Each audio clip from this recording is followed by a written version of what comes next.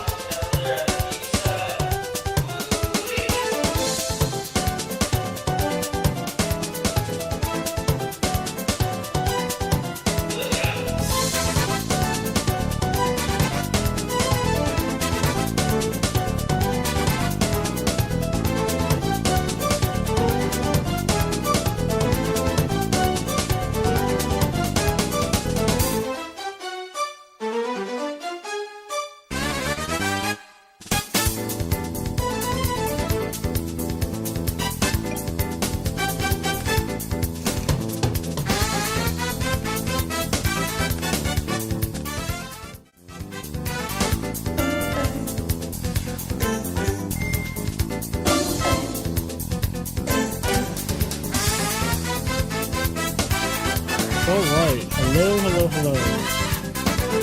Let me turn this music down. This is way too loud. Oh my god. Jesus, I didn't know that the music was that loud. Sorry about that. Holy hell, that was loud. But anyways, happy Thursday, everyone. It's Friday Eve. And we are here for some duelums. We have a tournament. The prizing is doubled tonight. I'm just throwing in, for everybody that entered, I'm throwing in the same amount that they paid an entry fee into the prize pool. So I think we're at $100. $100 prize pool tonight.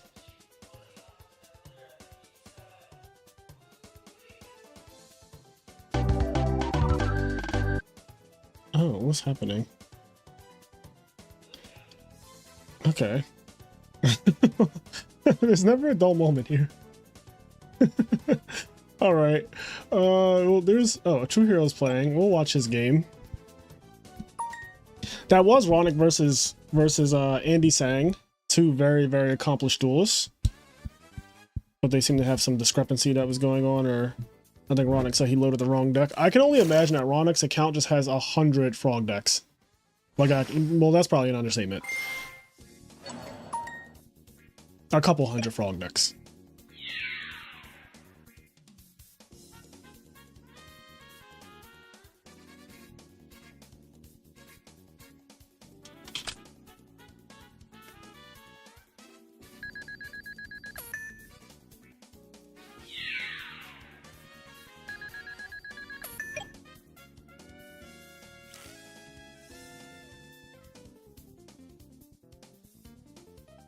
Okay, let me get the chat up. I don't even have the chat up. I don't see a single thing. So if you guys are saying anything, I haven't seen it. Let's see. View on YouTube.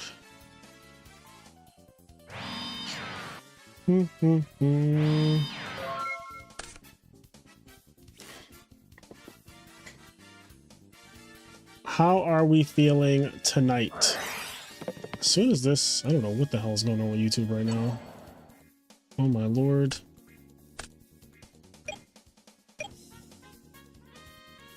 Come on, damn it. What is going on with this website? Oh my god. Not YouTube being unusable.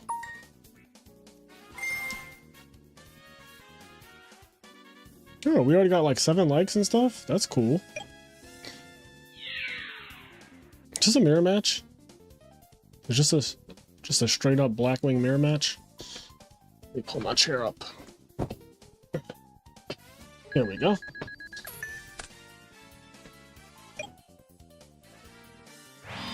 Let's see. Can I...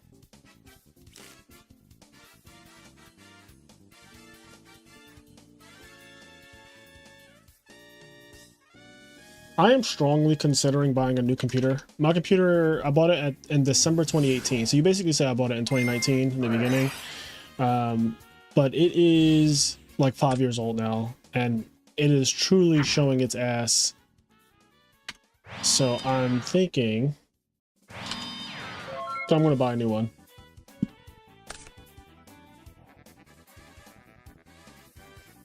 And the one I want is like, it's like $4,000. I think it's like $4,500, something like that. I think after everything, it's probably gonna be $5K. It's just like a maxed out computer.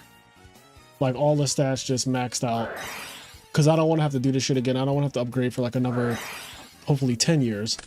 But yeah, cause now that I'm a content creator, like before when I wasn't really making videos and all the content and shit that I do, I didn't really have the need for a strong processor and stuff, but now my computer just cannot handle, like it's just old.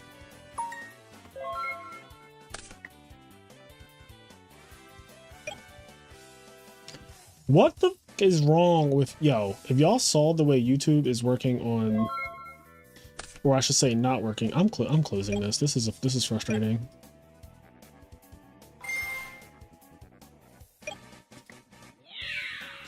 That was a full-on rant.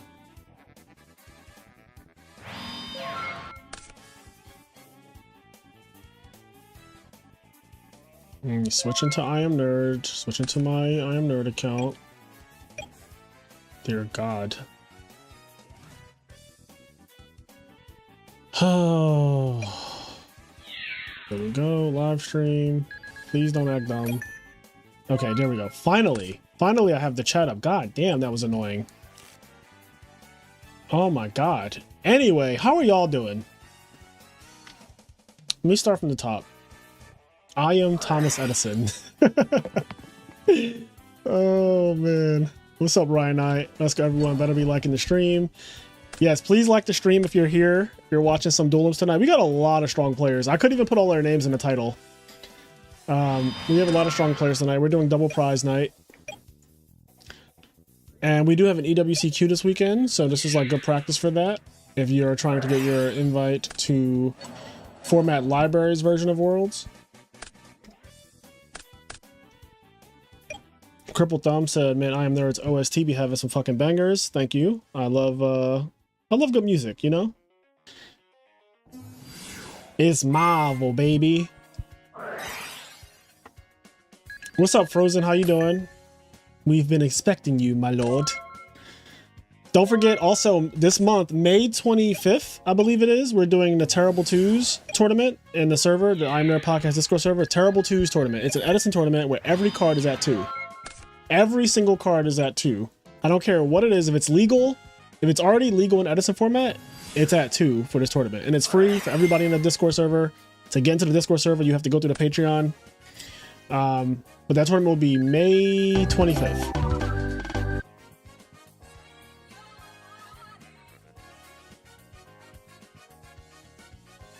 Oh, let's see. Are you going to the RBET in LA? I don't know. When is the RBET in LA? I have no idea. Can a true hero stop being a villain and play Diva Hero again? I'm telling you, I really would like for him to start playing his namesake deck again, because him playing Black Wings just feels kind of wrong. I don't know. Just feels kind of wrong to me. Like, maybe it's just me, but it just doesn't feel quite right. You know? Like, it just doesn't feel quite right. I want the old true hero back. Now he's been corrupted. Anyways, let's see. This villain Blackwing arc feels like Naruto filler. Bring my boy back to the side of good. Our boy, true villain, got that eternal Mangekyu. He did go to the dark side. Let's see what else is being said. At least being a consecrated, that computer would be a nice tax write-off. That's true, actually. What's up, Max Effort? How's it going? All right, so I caught up on chat. Now that I'm all caught up on chat, can we get some likes, please? Can you guys like the stream and help out the algorithm, help out the channel? Like, comment, subscribe, all that stuff, and mainly like. You know, liking it's free. It's free to do. You just click that little thumbs up button. We're trying to get to 3,500 subscribers. We are at like 3,400 and some change. So we're trying to hit 3,500. The channel is growing. It's very fun to see the channel grow. Oh God. They're both just doing the absolute most to each other. The only question is how many Kalutes are there?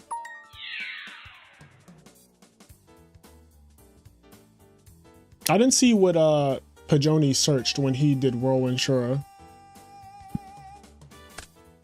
Okay, so he does Kalute. He does Kalute. You know, does a true hero have another Kalute? Okay, a true hero has the double Kalute. So that means that he will be the one resolving Shura's effect, which puts him in the driver's seat.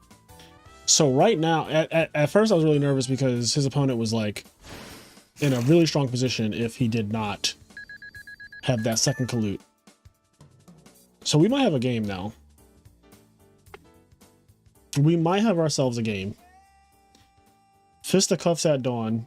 I had no idea there was even an LA one. Oh shit, they both got Whirlwind. Yeah, they both have Whirlwind. It's really crazy. RBET Maryland, I'm pretty sure I'll be at that one because it's really close to Philly.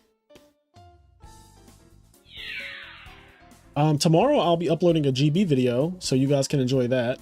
And it goes the same way that every other GB video goes. So I'll just let y'all see for yourselves, but I just uploaded it to YouTube right before going live, and it'll go live tomorrow morning, EST. But yeah.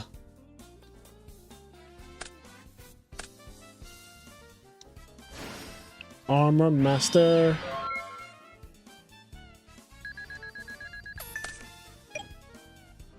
This looks like an annoying game state to navigate. I'm already just looking at this. Whirlwind. You got like an Armor Master on the field, and is that set an Icarus attack? You always have to ask that question. This matchup is so volatile. Like, the Blackwing mirror match is so volatile. I actually hate it. I think it's one of the worst matches in the entire format. Like, I absolutely despise this matchup. It's part of the reason why I do not play Blackwings anymore. Despite the fact that I feel like it is the strongest deck in the format, I hate the mirror match. It is so swingy. Yeah, I haven't played Value Turbo really, so I can't speak to that mirror match. I did play Blackwings for like a full 6 months. And the reason why I stopped playing Blackwings is because I just ran into so many mirrors. Well, that's a good deck, Devi. It hits the Shura, the Gale.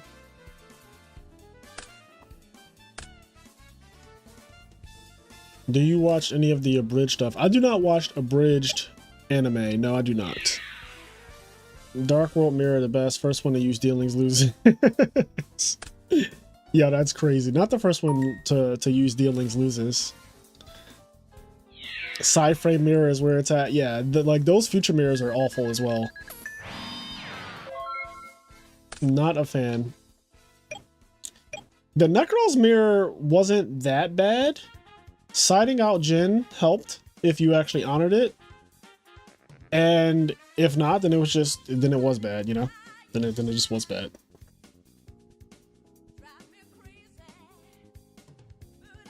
But yeah, Dark World has to be one of the worst. In my head, Dark World has to be a terrible mirror match. Like, it just has to be fucking god-awful. It has to be so bad.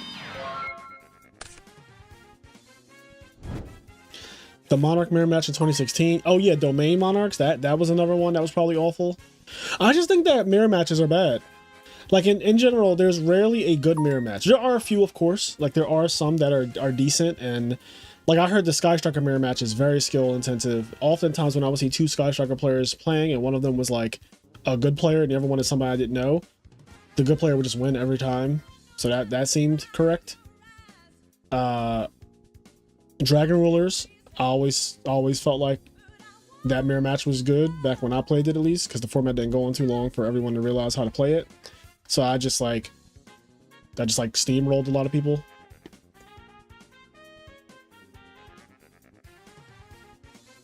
I mean, yeah, the Tearlaments mirror is supposedly like the best mirror ever.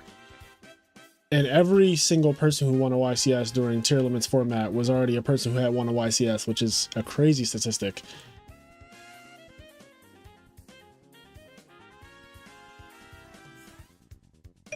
Quick Draw, I have no idea what Meadowlands format actually is. I felt like Ravine Ruler, if neither drew 6 cents, was really skillful. Yeah. Yeah, it's weird. Every time there's like a chance for a good format, there's just like something wrong that could just throw it off really bad. Like 6 cents. 6 cents was a hell of a card. I'll never forget in the one tournament. Oh my god, not 2 of them.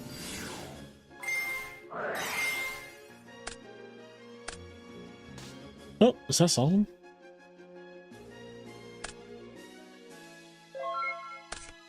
Alright, so we have... I mean, this could just be game right here. We drew Icarus attack. That's a really good draw, isn't it?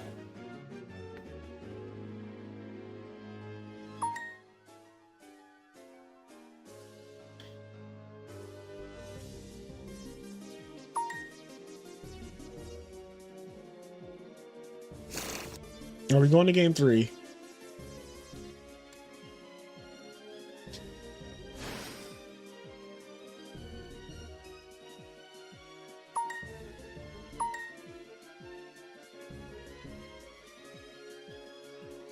You know, 3,800 is a good number to be at because At 3,700, an arm wing and a colute is game. But at 3,800, it's not. So it's a little awkward because I don't know if he actually has a colute in hand. I guess he doesn't need one if this goes through.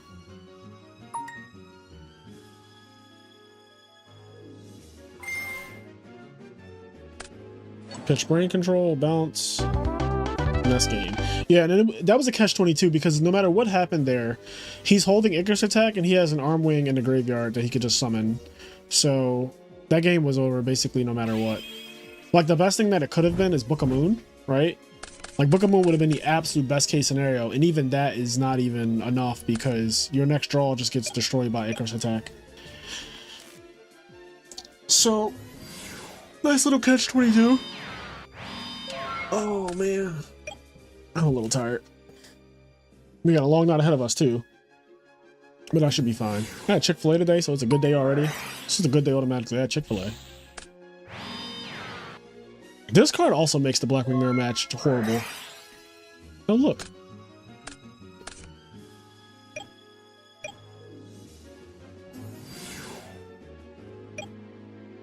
$35 in.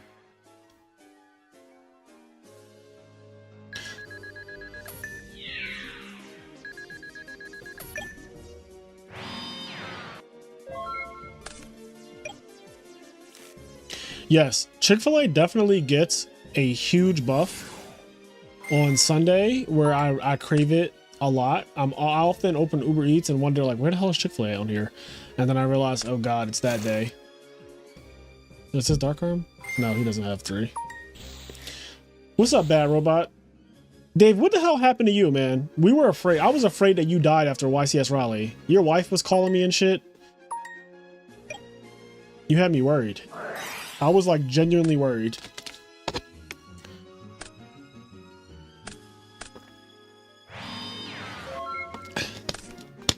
This mirror match sucks.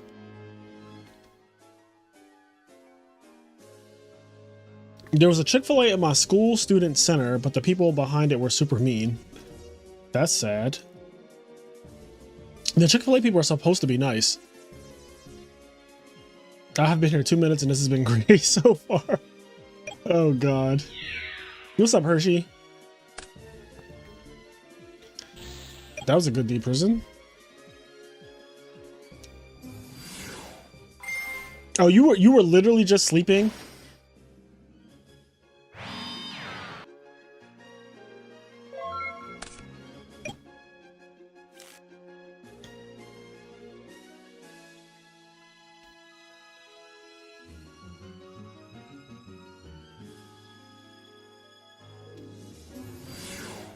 Okay, Shore is pressure. Shore is pressure.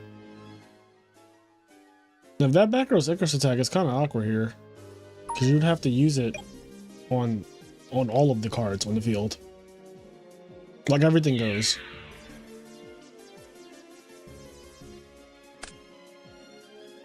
Okay.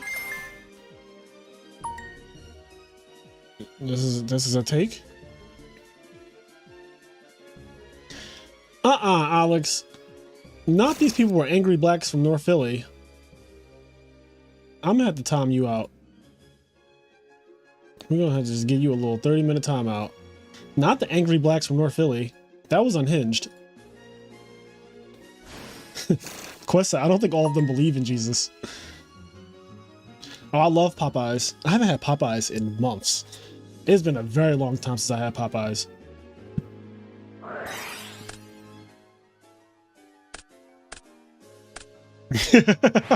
Hydro said ABF and angry black, what did he say? Angry blacks from North Philly.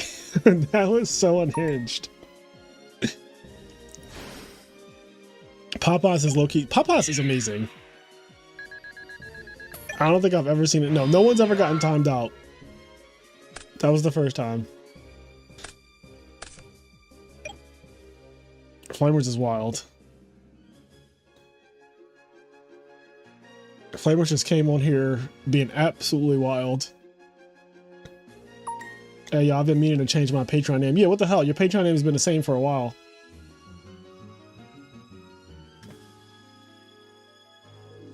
Yo, the Popeyes dry biscuits ain't even that bad though. Like they ain't even that bad. You just need to make sure you have a beverage like right beside you. The chat here is essentially a Waffle House. I think this is worse. You gotta go to a new Popeyes. All right, ATrueHero has firmly taken over in this game.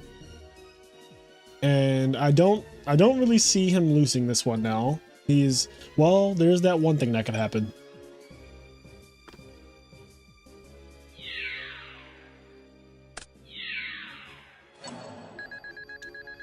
It really sucks that he couldn't pump right there. Like, I would have wanted to pump so bad.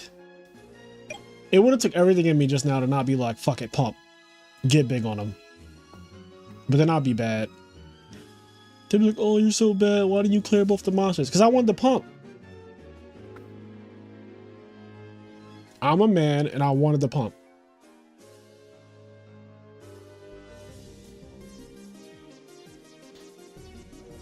Potbellies is the best chain in Philly that's not cheesesteaks. I don't think I've ever had Potbellies. I don't even know what Potbellies is, but yeah, Quest, you definitely don't want to change your name too often, but you know, every once in a while, every other month.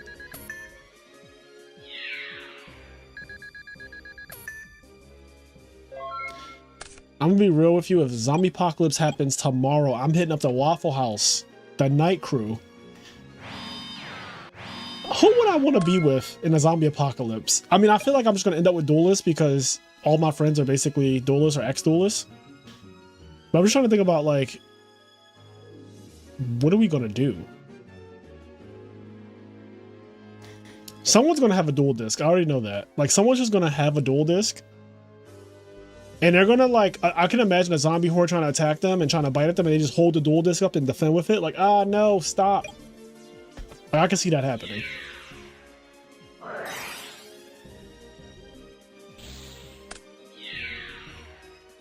All right.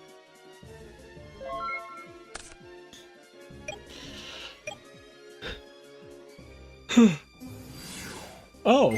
Oh. That should be game, right? 3 Darks. What's his name? Is Daddy home? Nope. Just Bora. Is there a Kalute maybe? Kalute for exact game? Hey. Alright. So that's the end of that one. ATrueHero advances in the bracket. Let's see who else is playing. Roghnach and Pudding are playing. Best you get. Well, this is not. Okay, hold on.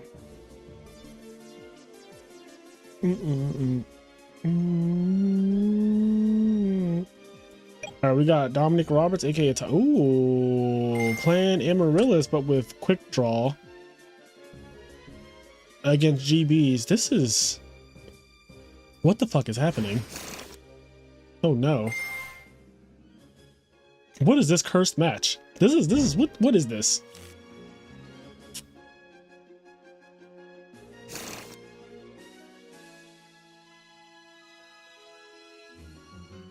Why are we afraid to pump if 3 Icarus attacks in the grave? It's a good question.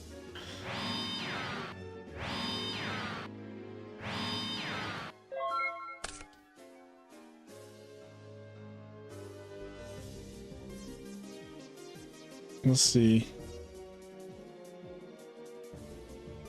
What's his name? Is Daddy home? I love that. Dom taking the GB challenge. I hope one of those sets is book. One of those sets is 1,000,000% book, but it's very interesting because there's a Titania on the field, but it's also interesting because there's a GB on the field. So any number of things can pop off right now. Heavy storms in the grave. Look at this. There will be no heavy storming. Oh, this is wild. This is wild.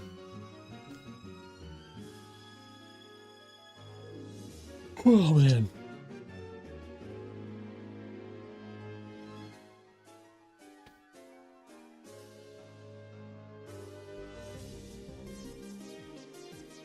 All right. Whose turn is it? It's Toon's turn. Oh, okay. He disconnected. Don't tell me DB's about to go down. God damn it. That'll be awful. Don't do this right now. Please. I get that GB has issues, but it is a fair deck. It could get I can't see the rest of this message because there's like a heart.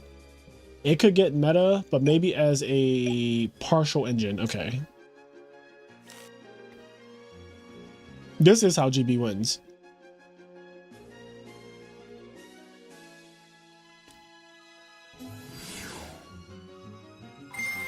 Low fire F.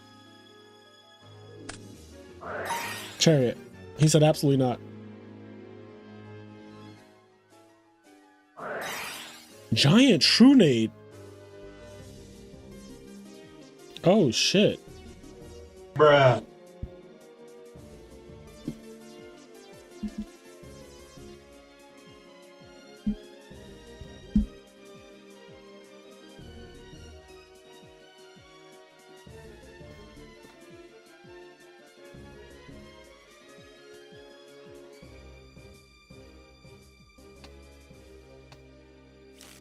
Okay, resolves.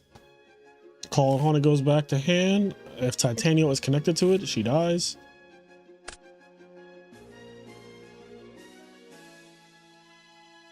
Is this Titanium on the Call It Haunted? No? It's not? Okay. I guess it's not. No one's saying anything. No one's doing anything.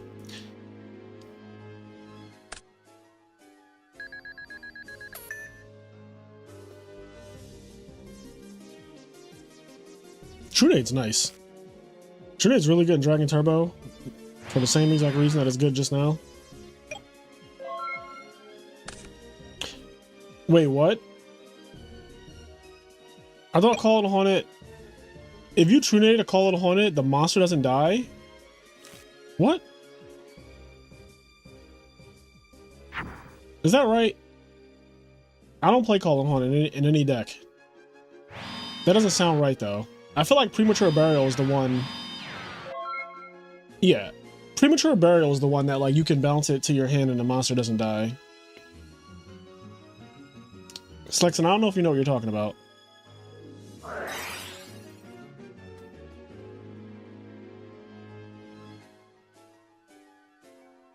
Yeah. Well, they flip Call It Haunted for me to look at. When this card leaves the field, destroy the monster. Yeah. So if Titanium was on Call It Haunted, it would have died. But it could not have been because there's no way both of the players missed that.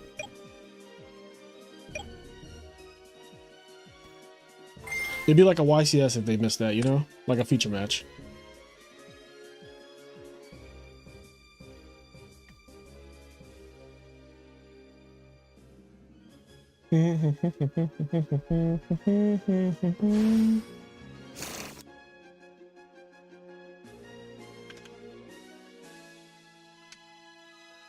No, did they not let me? That too long for him.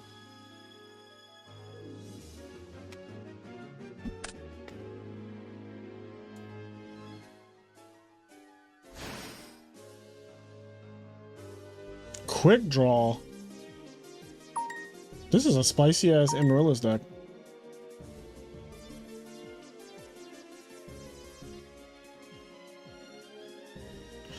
What do y'all think about Amarillis? It's gotten a lot more popular now. It's gotten second the last 2 weekends. It got second at YCS Raleigh and it got second at the RBET last weekend. So it's been getting very popular. Now they play Miracle Fertilizer and stuff. I don't know if this quick draw technology is... I don't think they played this. I know they played Debris Dragon.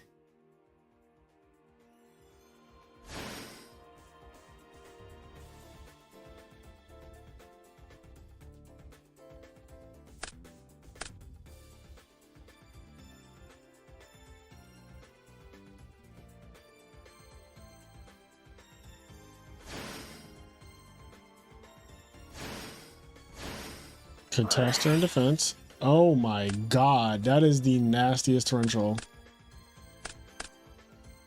That was a nasty torrential. Well played. That was a nasty torrential. I gotta play this now. Got him! Got him!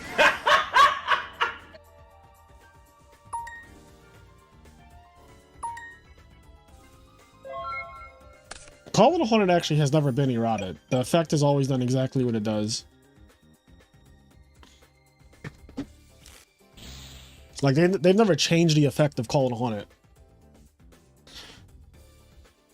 They may have rewritten it for problem-solving card text and stuff like that, but it's always done exactly what it does, from the very first printing to now.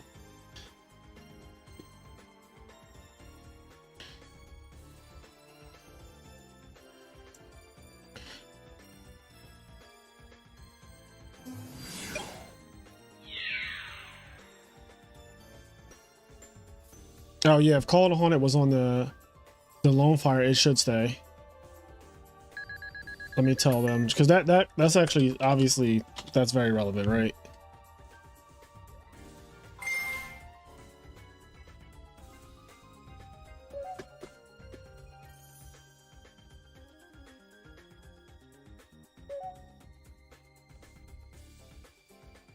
Yeah, like Torrential will not get rid of the call. And this is relevant for obvious reasons. Gores is a card. Gores is most certainly a card. Now, I don't know if Amarillis plays Gores, but this guy's already, I mean, Toon's already like teched his deck out anyway. I don't think this is a conventional Amarillis deck playing Quick Draw Synchron at this point, so, and Giant Trunate. So he could be playing Gores. I can't imagine that the Miracle Fertilizer builds play Gores though. What is happening right now?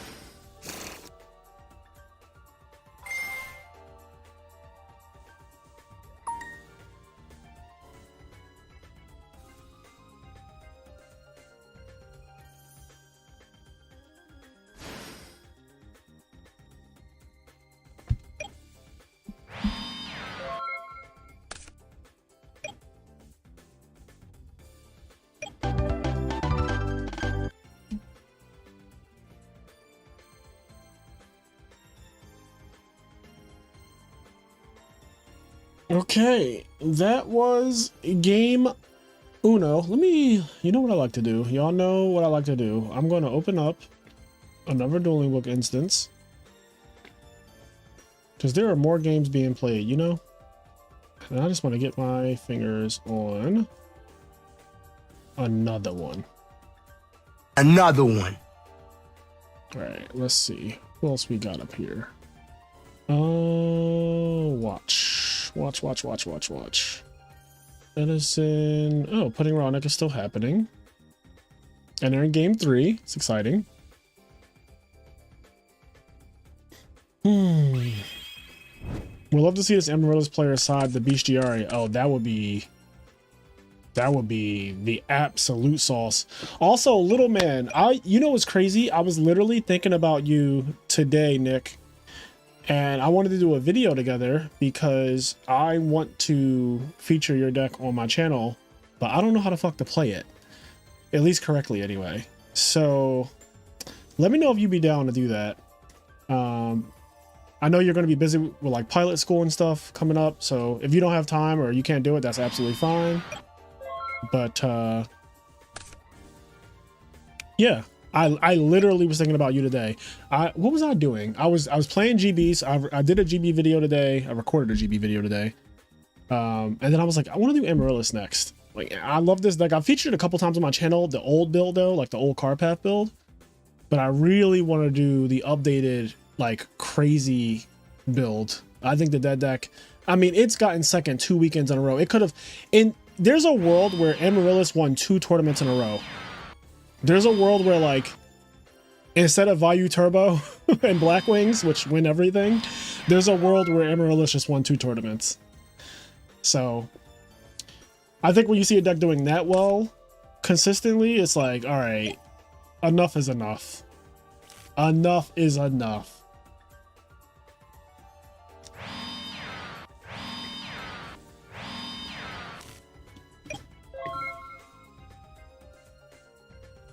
Yeah, that's also true. It got first and second at that New York tournament.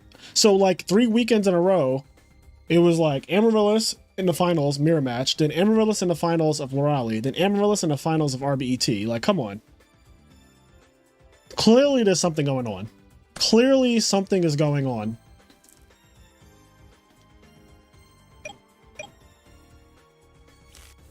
That's crazy. 3 weekends in a row is like pretty insane. It's only a matter of time before Amarillis gets a win before Hero Beat does. GB's has a win before Hero Beat.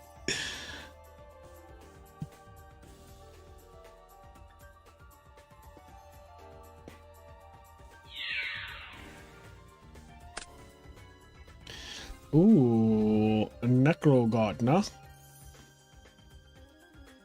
GB can rise up, but those besties are going to be in the side. Yeah, Market a Rose, take Bestiari, or take any Glad Beast, attack, tag out for Bestiari is just really broken. And if you draw the Bestiari and they have a Glad Beast, you just take the Glad Beast and then you contact with the face, you set your Bestiari and you contact with it. That's like some old school Yu-Gi-Oh! That's that like 2007, 2008 Yu-Gi-Oh!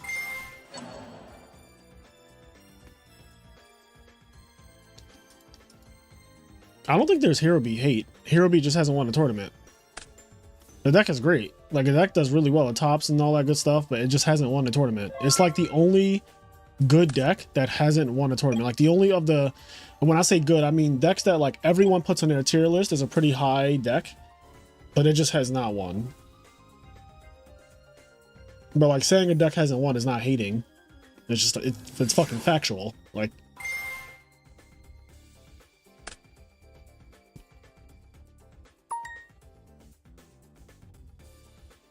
I won a 5-God, or what's FGG? I won an FGG with it, but even then I should have lost the finals opponent, missed the win. I don't know what FGG is. I remember seeing a deck profile in 2009 era of this guy playing half Black Wings and half GBs, and mind control was at 3. Would have liked Rediari, but Vishiari for the free is nice. Okay.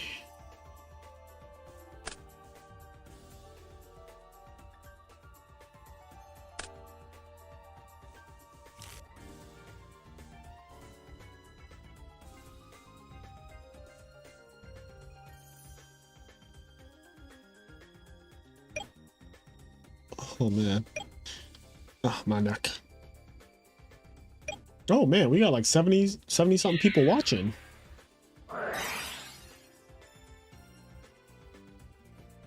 Okay.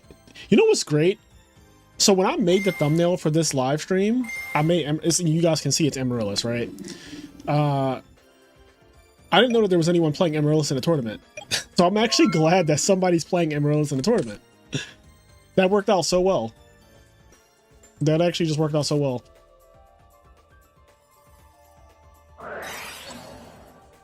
Although I feel like this is one of its worst matchups. At least this build, like this build is definitely different from the ones that I've been seeing getting second the last couple weeks. Oh god. Yeah, this one. What game is this? We're probably going to the next game. Is there another game? Ooh, I don't know if there's another game after this. I mean, it really depends if he has Chariot, too. If he has Chariot, I feel like this shit is cooked. What's up, Willie? How you doing, bro? Thursday night is poppin'.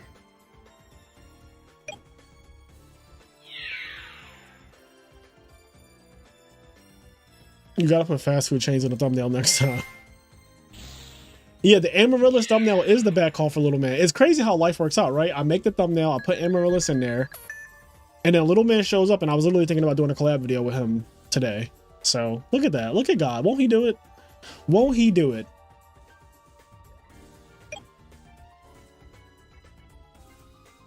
Speaking of which, because I was talking about how bad mirror matches are, how's the Amarillis mirror match? What's up, Leon? Long time no see.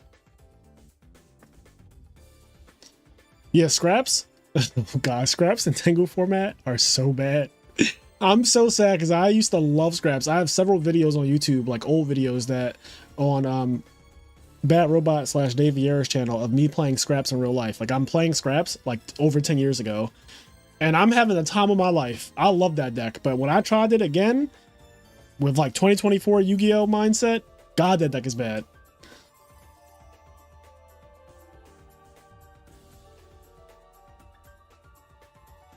I cooked the mirror, but it's whoever gets rolling first. Yeah, I could see the mirror snowballing, especially now that you guys play Miracle Fertilizer. That just seems even more like a snowballing type of situation.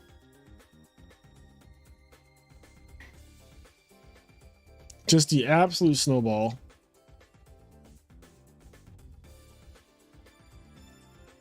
You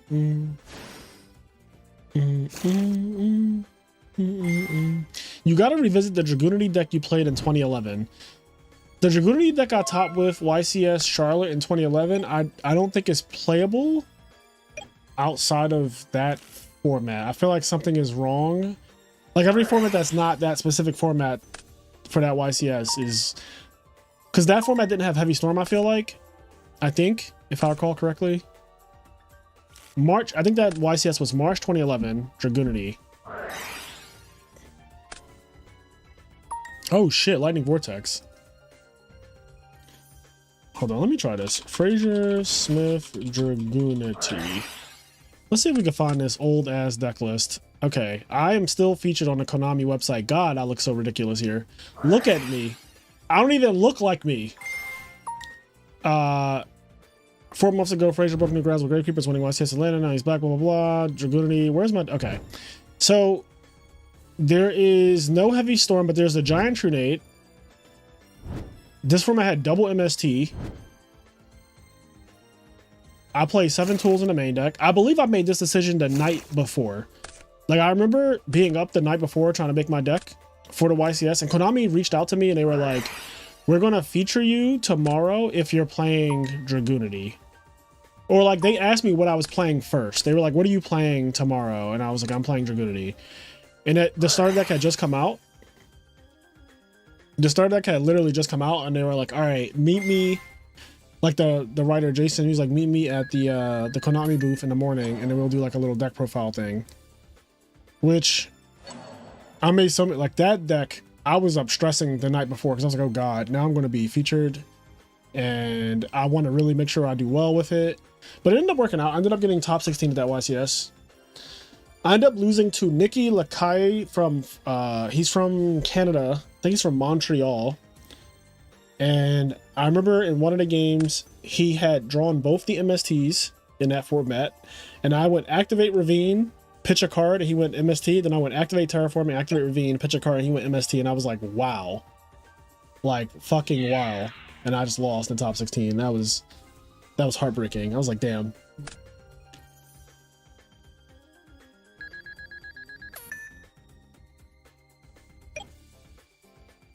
All right, so what's going on here? There's a Stardust now, which a second ago, this game looked like it was absolutely wrapped up. Oh, okay, okay, never mind. I thought that this was his Stardust. That changes things a lot. That changes things so much. Bruh. That changes things so much.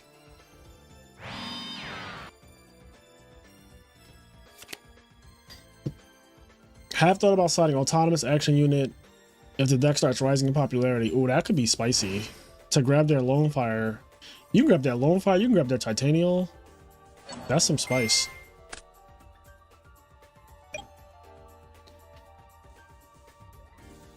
The Worm video was funny as hell. Yeah, Worms. That was another deck. God, that deck is bad. Who's that? Looks like no one I know. That looks like it could have been a few months ago. I didn't have facial hair back then, which I think made me look creepy. I think just seeing my adult self without facial hair just looks strange to me now. Like, because I've just had facial hair for the last 6 years. Now when I see pictures of myself without facial hair, I'm like, what the fuck? It's because I went to Catholic school my whole life, and you had to shave. You had to be clean shaven to go to Catholic school. Like, they did not allow facial hair. I feel like it's because... Oh, let me just shut up. I was going to make a joke about priests, but you guys can fill in the rest.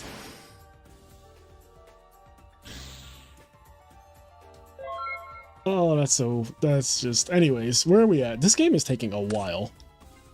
For a game that, like... I mean, Toon has been fighting. Okay, he's been fighting. He fought the good fight. We're getting the hell out of there. All right, who else is playing? Isn't this that guy that plays fairies all the time? Is this War League? This is probably War League. No, wait, it's probably not War League. What the fuck? What is happening? Wait. What is happening?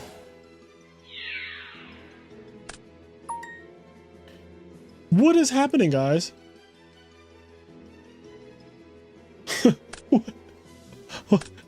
I'm leaving. I'm leaving. Anyway, back to the tournament. Let's see. Ooh, ATrueHero's playing again.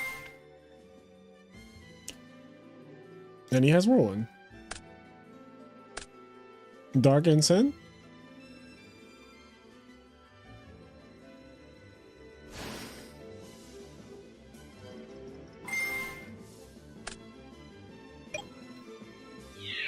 I love being clean shaven, but I shaved my head Monday, so like I don't think I'm allowed to shave my face anymore.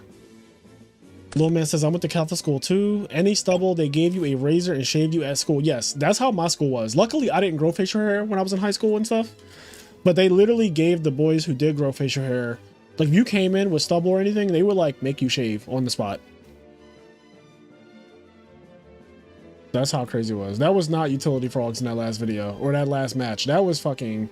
There was a Greffer, a Vayu, a Plague Spreader, a Substitute, and the Treeborn Frog. Those are the cards that we saw on the deck. I didn't go that... Like, the utility frog deck doesn't play all that.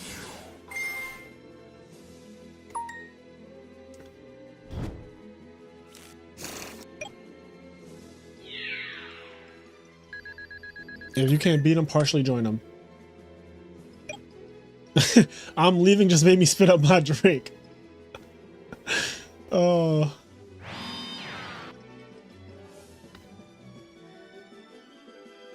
Treeborn Turbo. Dark Frogs. I mean, for all we know, there is a Vayu frog deck that's totally viable.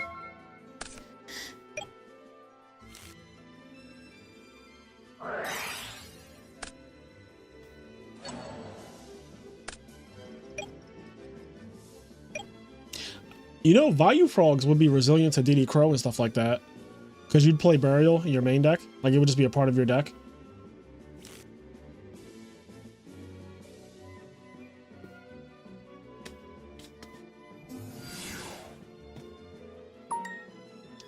Chainlink 1. Chainlink 2.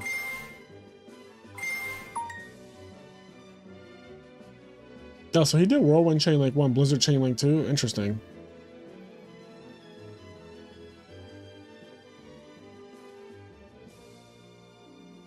Yeah, he purposely did Blizzard Chainlink 2. Okay.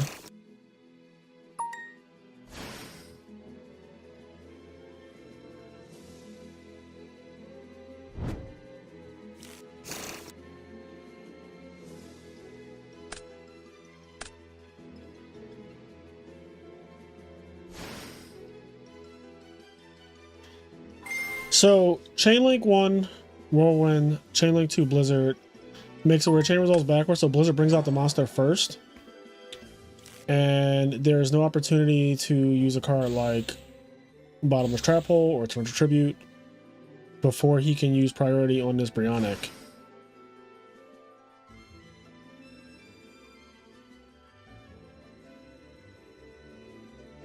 Whereas if you do Chainlink 1, Blizzard, Chainlink 2, Whirlwind, that's the usual play to dodge things like Herald of Orange Light and whatever else, Oppression. But in this case, ATrueHero wanted to dodge Summon Traps and win the game, apparently. That was... We came in at the very end there, I see. Okay, moving right along. Moving right... I want to see how this is progressing. Oh.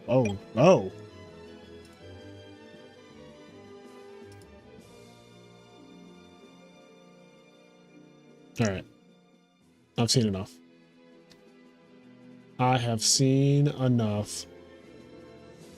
All right, let's see. Let's look for some more. Who else is playing? All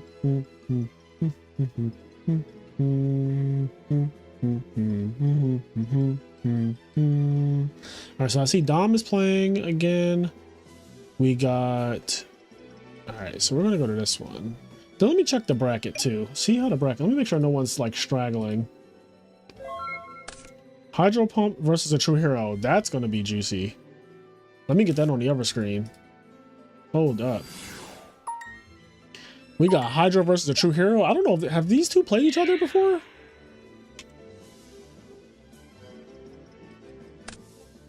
I want to see that one. I want to get that match.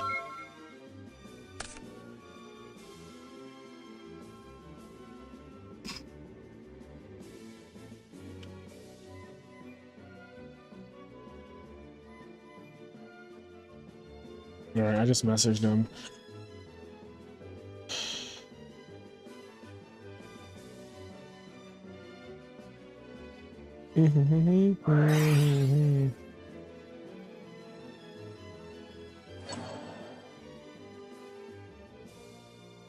Oh dear. This is like a dragon mirror match here. Heavy storm. Starlight Road. Oh. Okay, so wait. So, okay, I get it. So, Miraculous Descent resolves first. Christia comes out. Then Starlight Road will negate Heavy Storm, but can't summon a Stardust. Then Heavy Storm will resolve, destroying this card.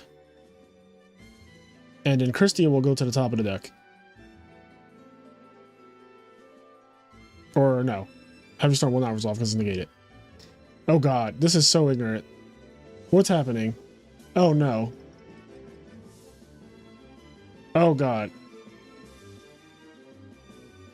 Where's... Okay, he put that in defense mode. Okay, deep prison. Whew, I was like, this game is over. Alright, let me see real quick. Let me get out of here. Alright. I think Hydro said he's hosting. I'm just gonna wait in the lobby. We're just gonna wait. What? Get out of here.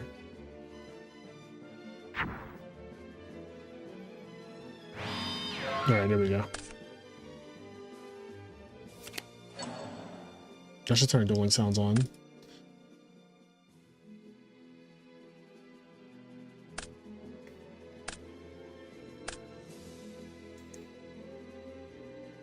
So both of these players are undefeated right now.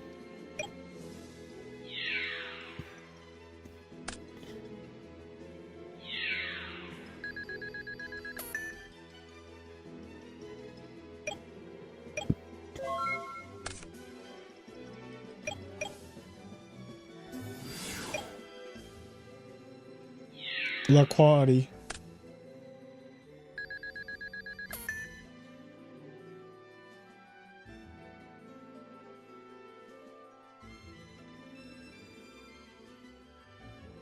One, two, three, four. Exactly 4 fairies still. Alright, let me read some chat. What's been going on? I missed a lot.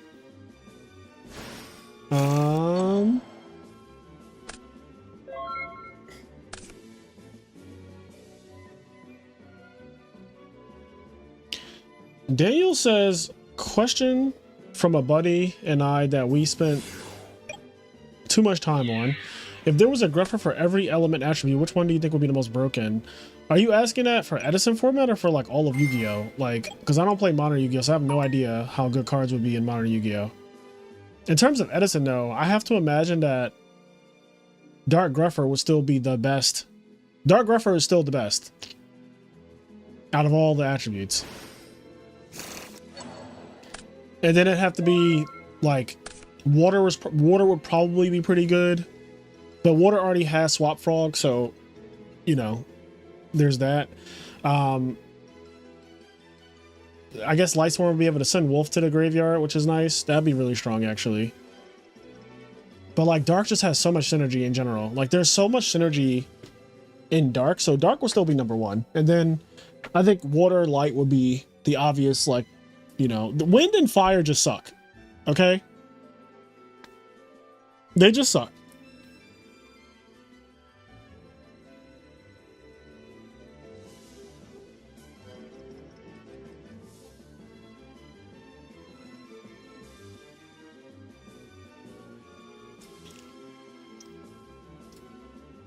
Not them kicking me out. I hate this. Get up! Oh my god. Hate it here.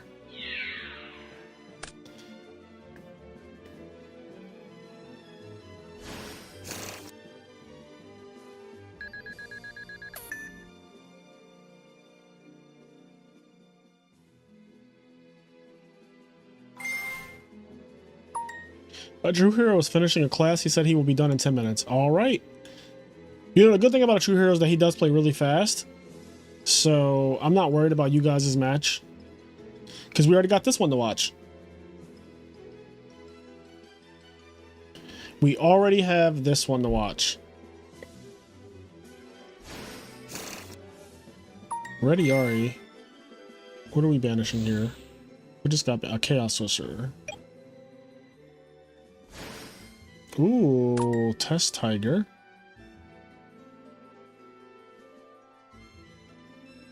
Fire can send Amarillis and a volcanic counter. That would be cute. I don't think that that's anywhere near the power level of Dark Grepher still.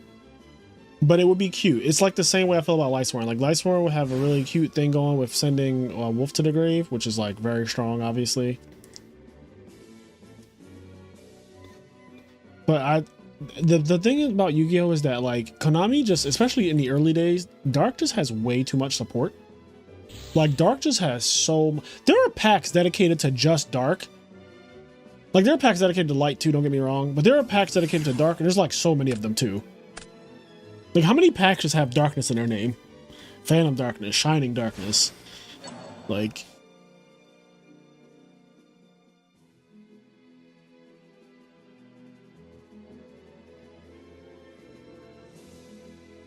Not Dom disconnecting.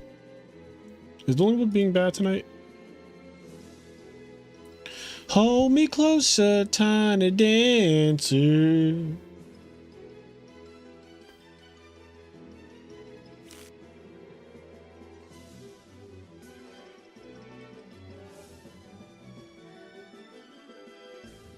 Oh man, not Dom actually DCing.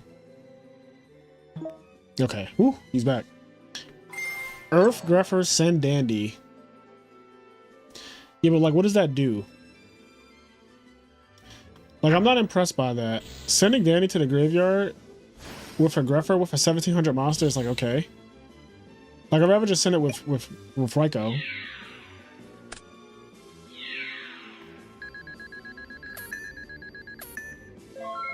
Yeah, see, none of this is better than just summon Grepher, send Plague Spreader Zombie, send Malicious, send Vayu, send Sirocco, send Gardna, send more Darks for Dark Armed Dragon. That's the real kicker.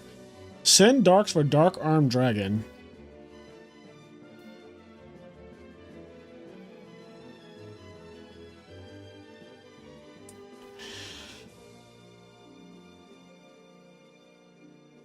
Oh.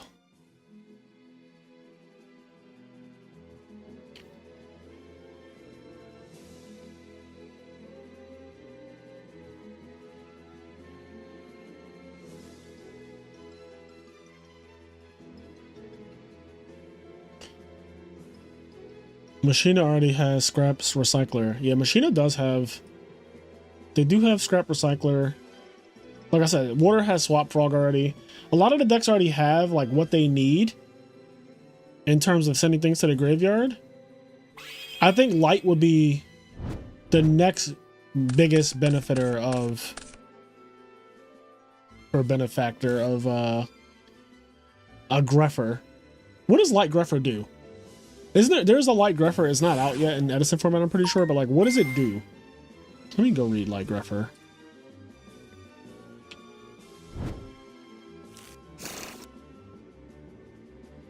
Oh god. Okay, first of all, his art. Why does he look like he's wearing a fucking leotard? Like a wrestler. Why is he like a wrestler? You can special summon this card from your hand by discarding one level 5 or higher light. Once per turn, you can discard one light monster, banish one light monster from your deck. Okay, so he is not a 1-for-1 of Dark Grepher just with light. He does something different with this banishing nonsense. So they kind of knew that sending lights directly to the graveyard from the deck is probably not okay. They're going to keep kicking me out. I'm just going to let that happen. I'm just going to let that happen. Hold me closer, tiny dancer. Is Pudding cooking right now? Is he cooking? Did my music stop? I think my music stopped. All right, wait.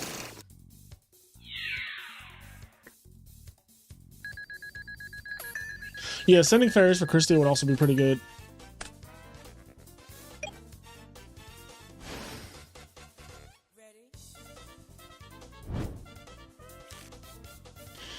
Hey Fraser, are you still doing another local tomorrow, or is this the only one for the week? I'm not sure. It really depends on how I'm feeling, but I might do another one tomorrow. Are you in our Discord server, Fancy Diesel? The IMNerd locals are only open to the people in our Discord server. Almost every card that sends monsters directly from the deck to the graveyard is too good, just think about it. Yeah, Mathematician is broken. Like, if Mathematician was an Edison format, that shit is actually wild. Mathematician is wild. Not Christia with the decree. I think that's game. Unless he has more of these.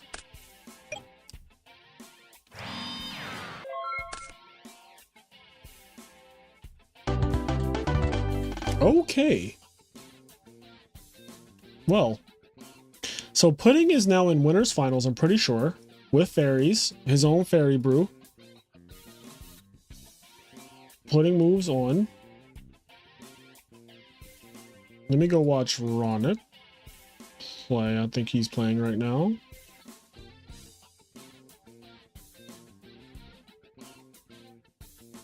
All right, I gotta stop it here one more time. Because this is unhinged. All right.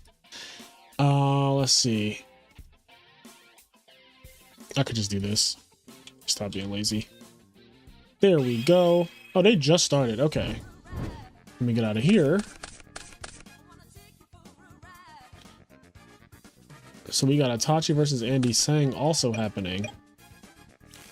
Oh, they just started. I saw that. I saw that. It's probably at the bottom. Can I just fill in any open spot? Oh, God. All right.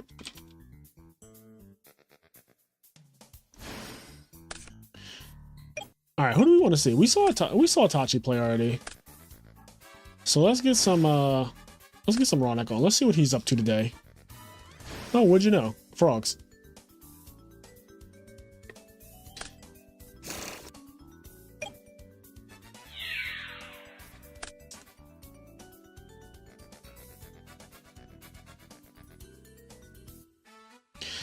Oh, Fancy Diesel. I don't think that you have to worry about hosting a local on the same day that I'm doing one. I don't think that our locals will conflict with each other, because my locals are usually with like my community, and I feel like I don't really know, like, what server are you hosting locals in? I'm not.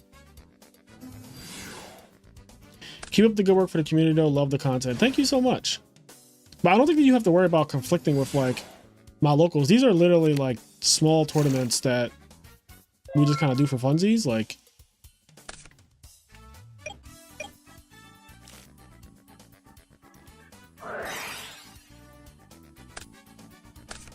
oh, you guys are starting? Holy shit. Hold on. I gotta leave. ATrueHero versus HydroPump is happening. And you just have to be there for this, you know? This is one of those ones that you just have to be there. Oh, come on.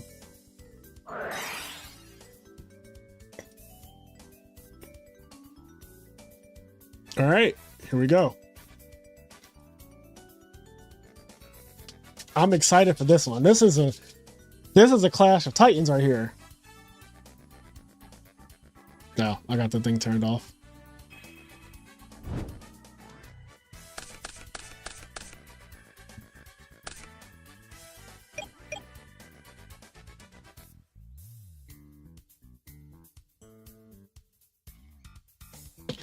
Yeah, Fancy. I don't think you have to worry about conflicting with my locals. Like that's not a thing.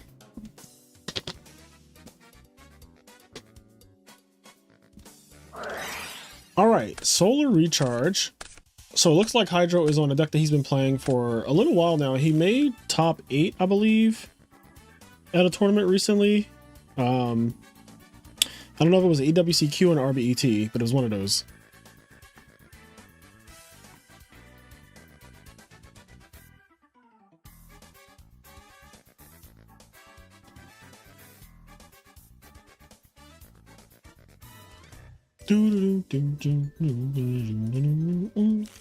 Oh, you know what I just realized is not on my soundtrack tonight? At least I don't think I heard it. Or is that it? Maybe it is on there. I feel like my soundtrack stopped without a lot of the songs playing. Now I think about it, I don't know. I have a lot of songs queued up here.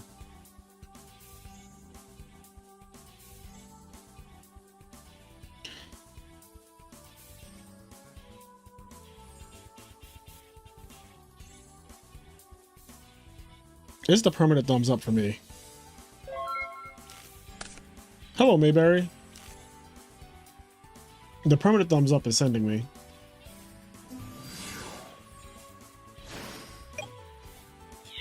Can we get... How many do we need? We need 3 more likes to get to 30. Can we get 3 more likes? 3 likes one time. We got HydroPump versus ATrueHero right now. Ooh, dust shoot.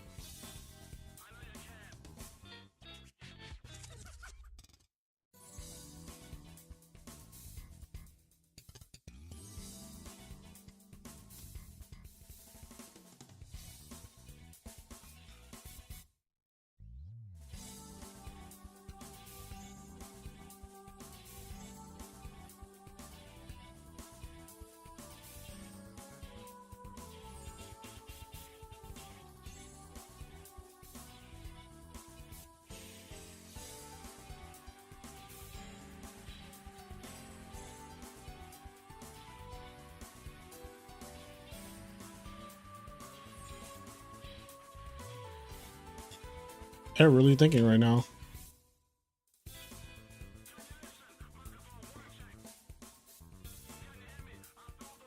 My body, foolish, Christian, honest, Lila.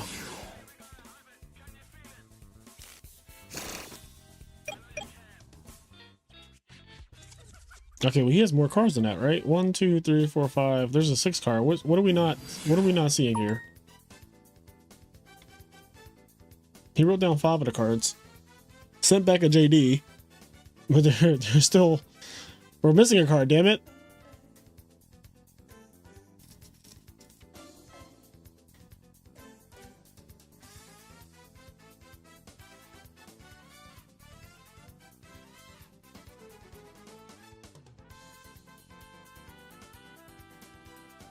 Big think. Uh-oh.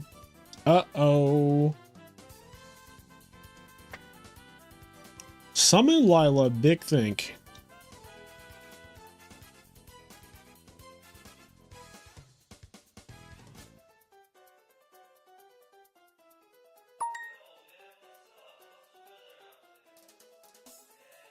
I hate this. Anyway.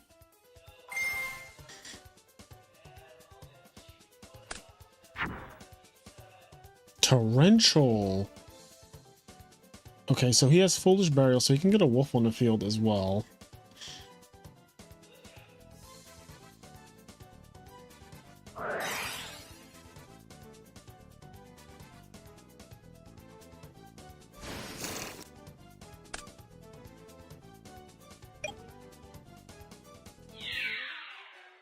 Attack Bora. Is there a Kalut?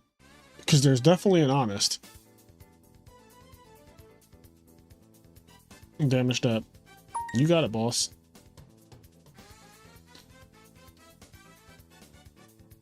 Calc. Okay. What's happening right now? All right.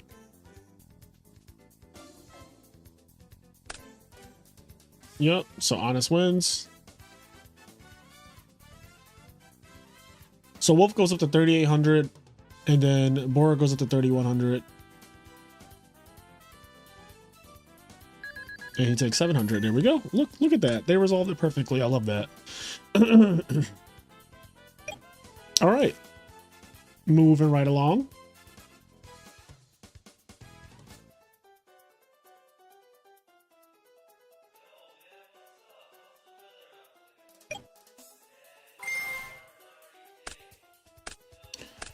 Let's see those mills. 1, 2, 3, 4 fairies on the dot.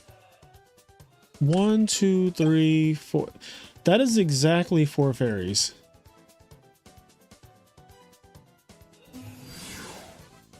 Okay, normal summon Shura. Beat over Delilah. Hey there, Delilah.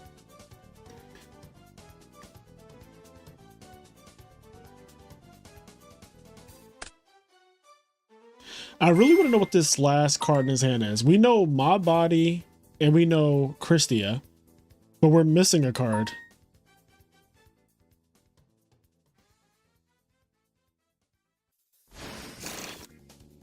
Is there a scenario where if you pass priority and damaged up, you can't activate an attack modifier? Or do you always have the chance to chain? I mean, if your opponent uses a card, you can always chain to a card, right? So like, you can't like make it where I can't drop my Honest, if that's what you're trying to do. You can't make it where I can't drop my Honest or my Kalut. That's not a thing.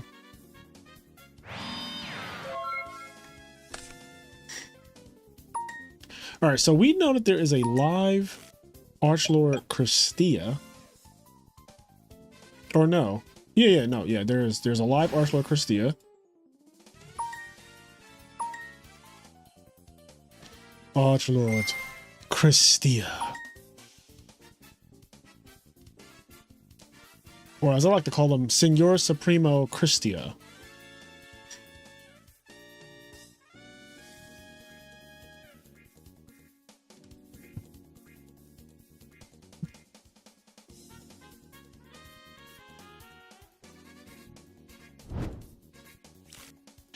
Add back Celestia, makes sense. Celestia outs the Armor Master. So I guess the question here, like, is that back row... I guess it doesn't matter if it's Icarus attack, because he has My Body as a shield. This is a bad fucking situation. Like, the more I'm looking at this, unless that back row is Solemn Judgment right now, Solemn would be, like, perfect.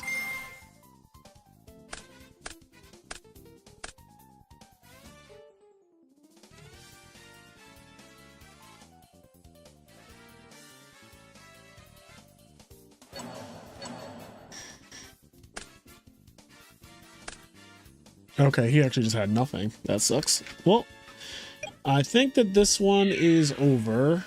Yeah, this game is super over. Your opponent's +5 on you.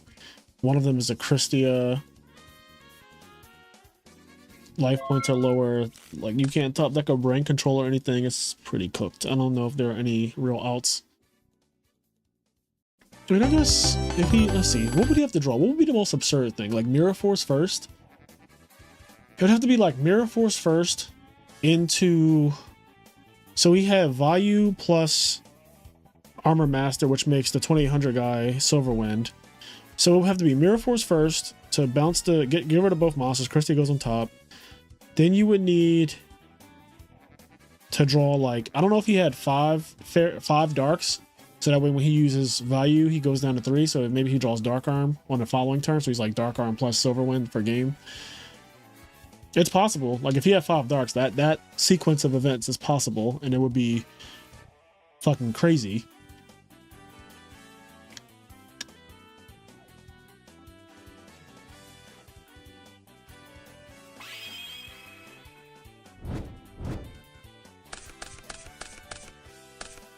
Oh wait, no, he can't Mirror Force. He has My Body as a shield.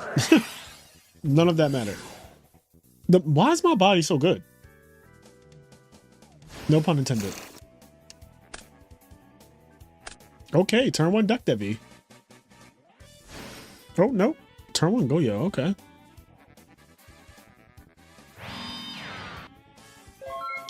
Turn 1 Goyo Guardian.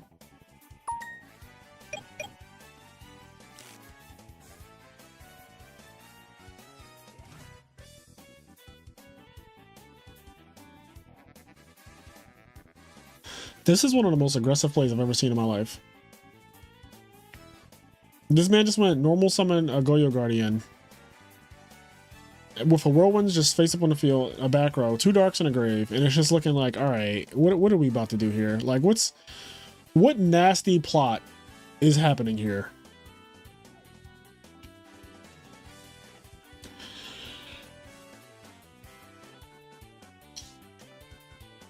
Because sexy is as sexy does. Alright, we're going to start off with a Lila. Hey there, Delilah.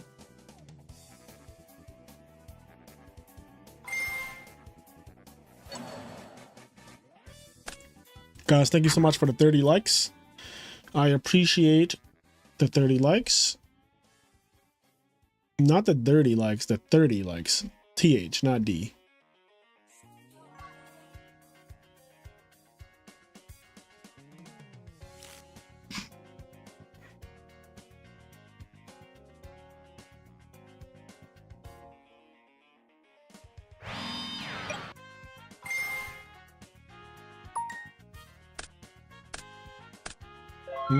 Consecrated Light. But there's a Goyo on the field, which makes that card ass. Taking a Lila is really good.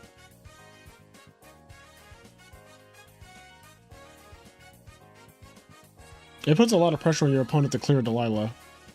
Hey there, Delilah. What's happening right now?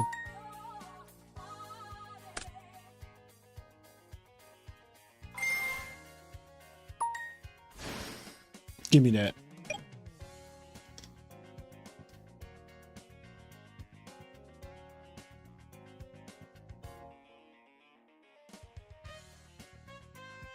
Well, I don't feel like he's about to mill Outrageous with this Lila for no reason.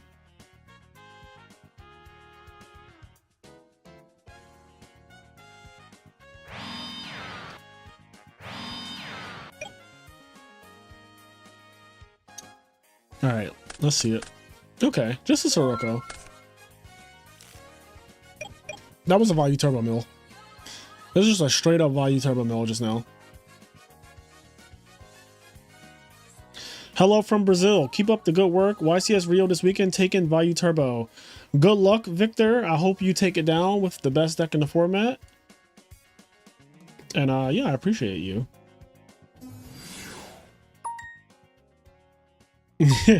New read, if you ever play against Frazier in real life, if he has Lila, you'll see him singing in his head. Yes, I will definitely be singing Hey there, Delilah.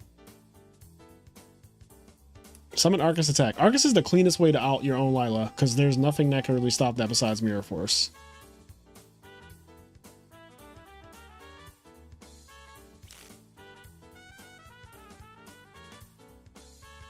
The only problem is, now, if the Arcus gets taken, that's a really big problem, though.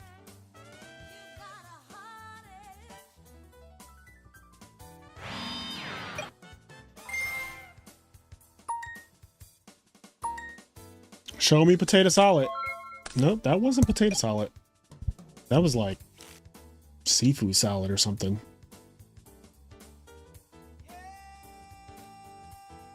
Okay, the question remains, does he have Honest in hand? And the other question is, does he have Honest Engrave? Ow. Racco's gonna pop one.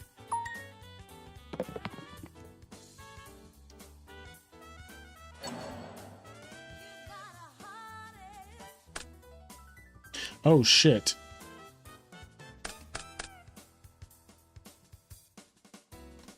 Well, that was a huge pop. That was a huge pop. Damn, Raikou went in. You know, I was telling Carl that, like, since he sides into Raikous and stuff, that maybe he should side into, like, Hamsters and Caiuses as well. And, maybe put in, like, Armageddonite.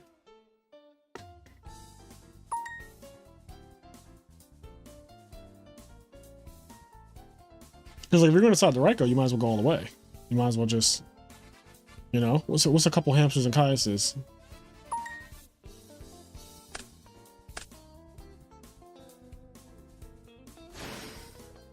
All right, this game is cooked. This game is fucking cooked. Hi from Canada, coming back from 2000. I can't see you. God damn it, I hate this chat. Not you guys, but I just hate the way the chat is set up on YouTube with this fucking heart in the bottom right where you can't even read the word. Okay, hi from Canada, coming back from 2012, liked your old deck profiles back in the day. Thank you so much, Bakaguya. Bakaguya. Thank you. I like the Raiko over Snowman. Yeah, Raiko, because Cairo plays, usually he plays triple value. So Raiko makes a lot of sense. Oh no. Does shoot for the honest. Things are falling apart quickly for HydroPump this game. Whereas things went so perfectly game one, they are not going that way game two. All right. So he has 1, 2, 3. Oh no, that looks like exactly. That looks like exactly for. Look at that. Look at the nipples. You guys see the nipples? This looks like an angry face. Like if you turn your head sideways, this right here looks like, for some reason, this looks like an angry face to me. Or nipples. This or just nipples.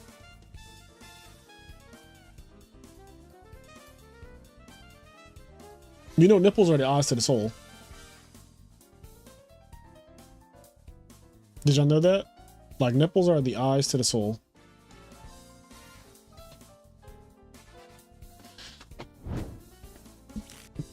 You need help.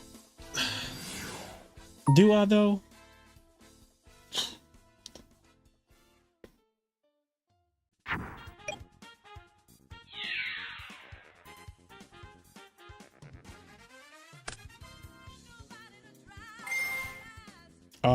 What?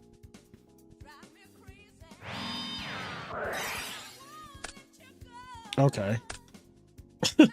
I was like,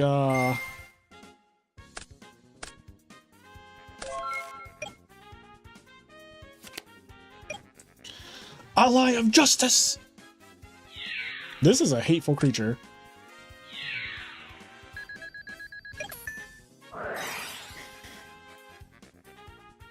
Like if you're not black, ally of justice does not fuck with you.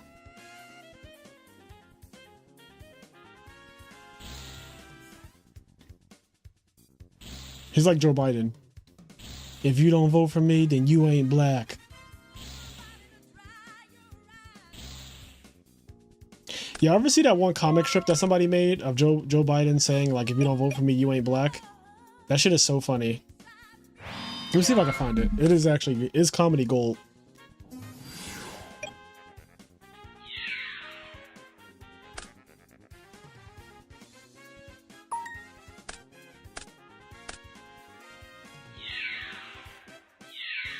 Oh, I found it. Oh my god, this is so good. Alright, how do I share this?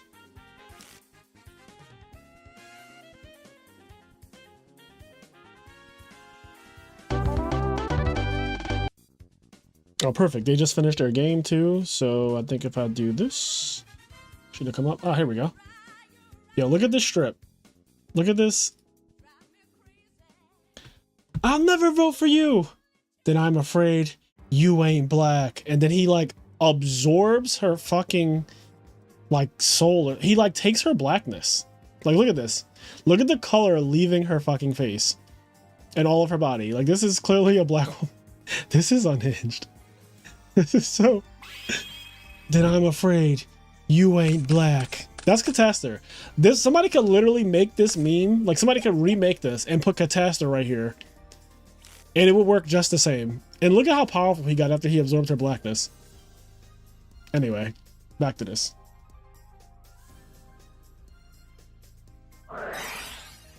That's one of my favorite things ever. When I first saw that, after he said it, I was like, yo, the internet is amazing. If you don't vote for me, then you ain't black.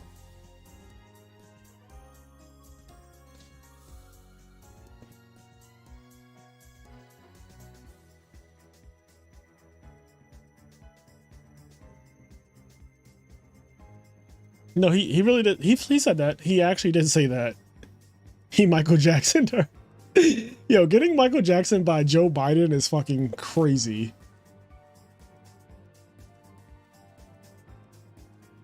All right, we're in game 3 though. We're officially in game 3. We got a solar recharge. We got 3 names on turn 1. A T set. Okay, a little bit more than a T set.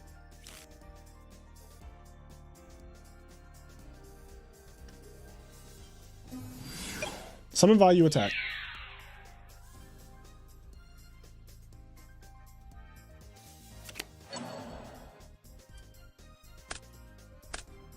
Lumina, J. All right, we actually have every name. Like all names are accounted for. Like he would need the soul release right now because 1, 2, 3, 4, 5, 6. There are 6 names in the graveyard. This deck loves HydroPump, clearly. Cause what? Oh. Decree?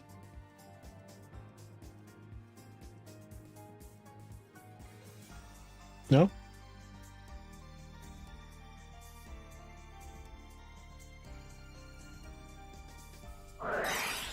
Nope, just in a Misty. Okay.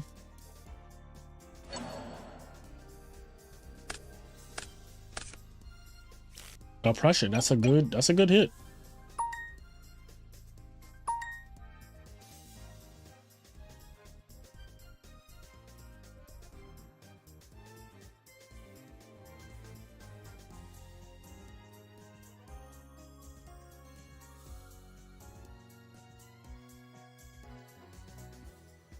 The suspense is killing me.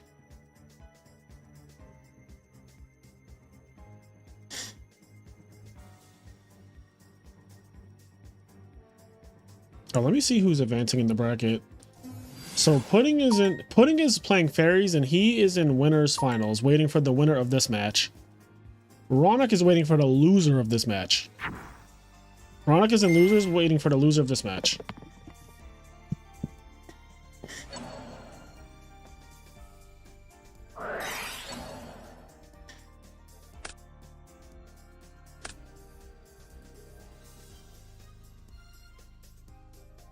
How many fairies are we on? 1 fairy. A wolf. All right, there's a wolf.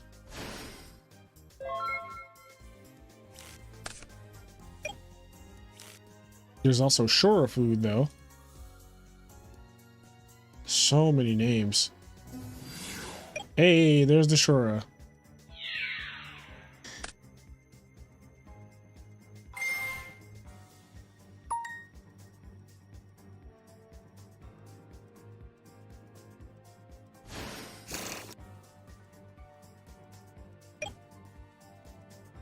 But its effects are negated. All right, so he has exactly 3. He also has a value engrave. So a true hero is pretty well set up right now. He's pretty well set up. All right, well, that's violent.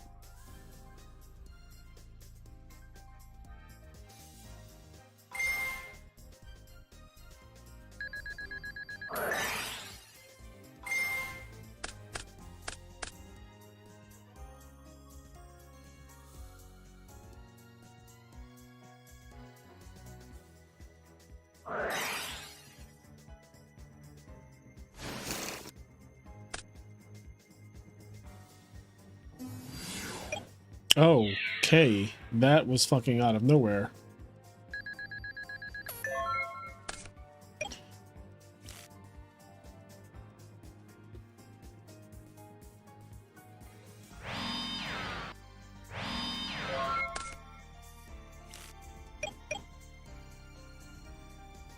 Only 1 fairy in the grave.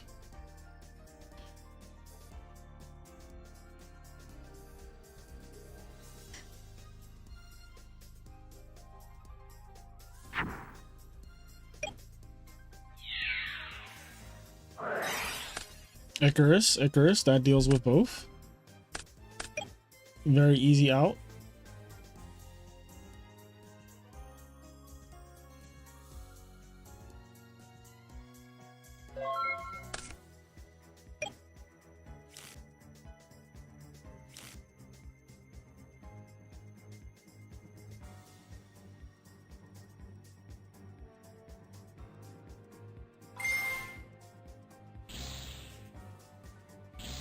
Here comes Mr. 2800.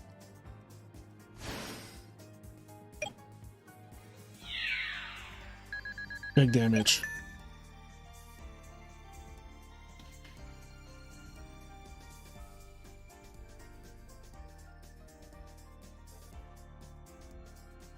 This duel is intense.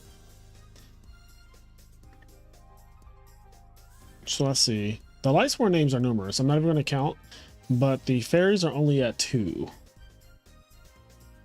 The darks are at 3. Anything can happen. This is still very much anyone's game.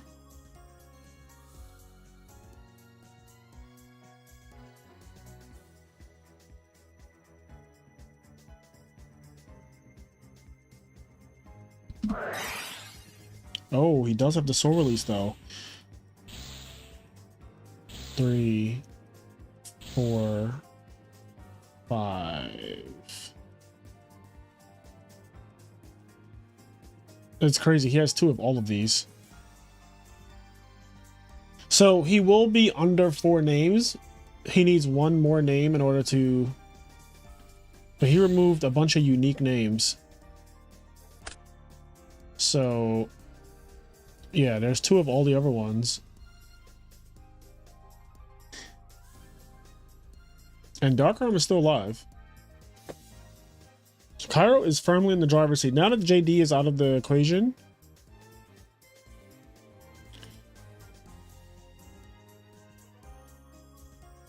what's the score? They're 1-1 right now. This is game 3. Can you explain why Stardust doesn't resummon after Starlight Road? It's simple. It wasn't summoned correctly.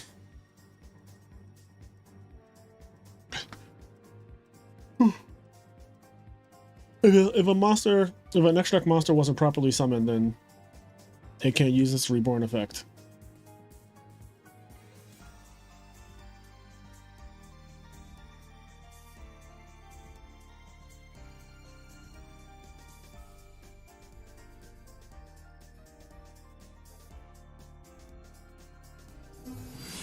Summon Honest.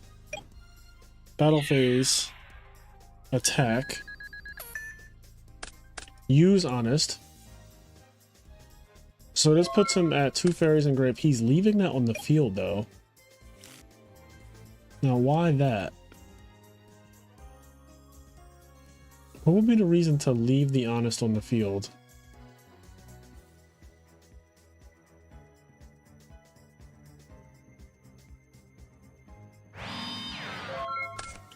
Am I?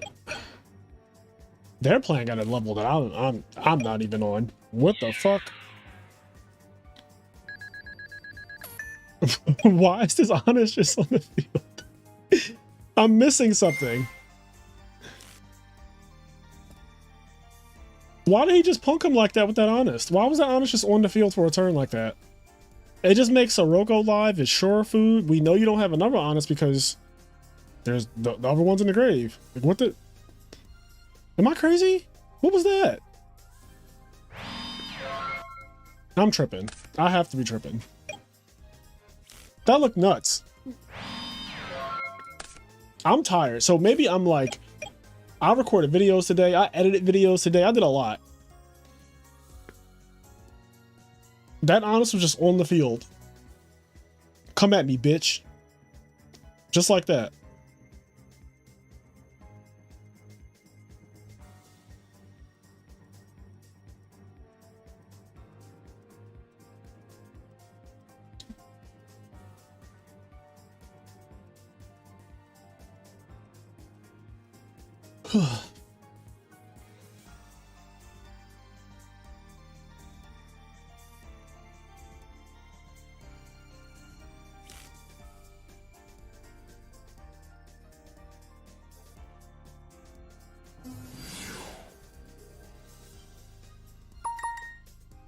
Oh shit. I thought for sure there'd be a Boundless right there. And he's gonna attack? That's bold. That was so bold.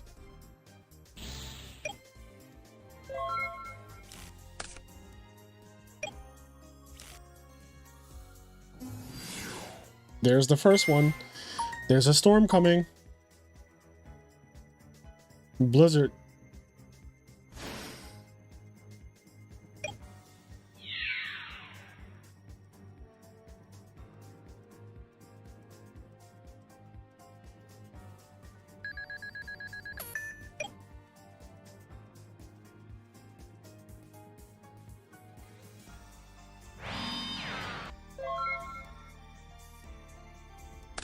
Is this back row heavy storm? Is this heavy storm?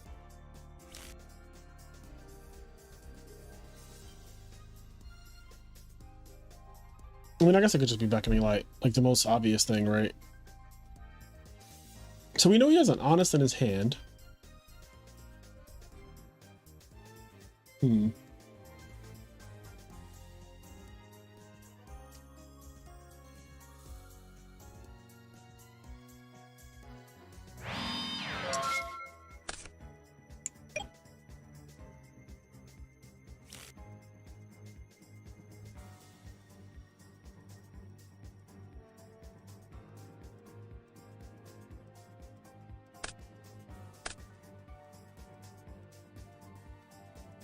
Four darks. He's going for the ultimate piercer, maybe? Or are we going for Brio?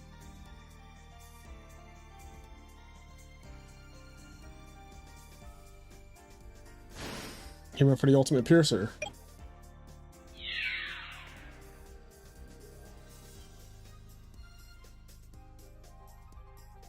That is so much damage if that's right, go.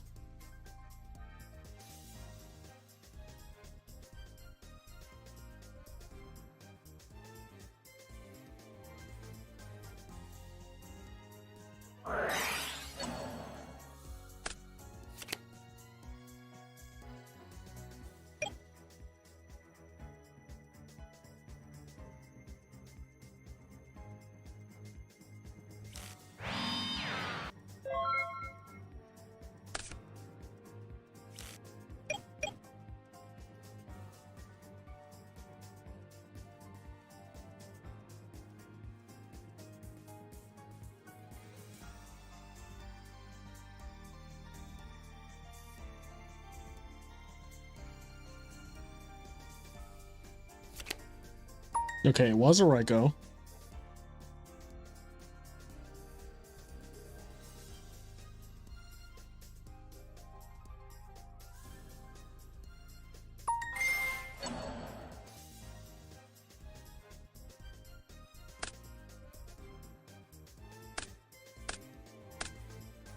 The Kree, My Body, and Cold Wave, all three cards that interact with back row. Now he's activating Deck Devi before Celestia could possibly drop. Makes sense. And we know that there's an Honest in the hand, so that will at least hit that. There's the Celestia, there's a Christia. 1, 2, 3, 3 fairies. Yeah, 3 fairies.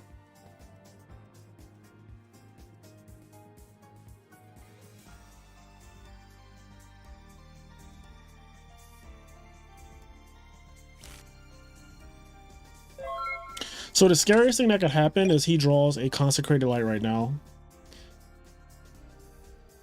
That would be a disaster. Well, let's see what the chat's talking about.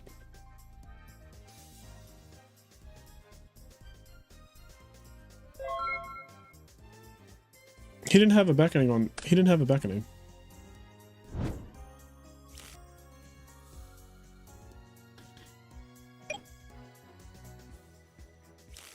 Fraser, do you think any chance Trident Dragon gets reprinted as a super in the OTS 25? I have no opinions on Konami doing reprints. That is not my business.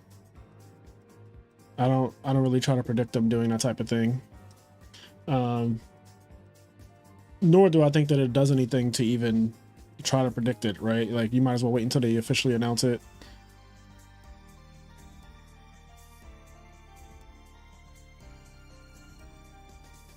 So he has Garoth, Celestia. I would not attack this. This is a value, right? Okay, it's a Ryko. Because if it's a value right there, then you...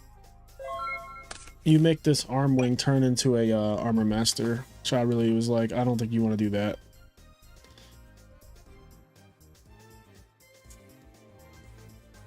Interestingly enough, though, Blizzard just wins. And there it is.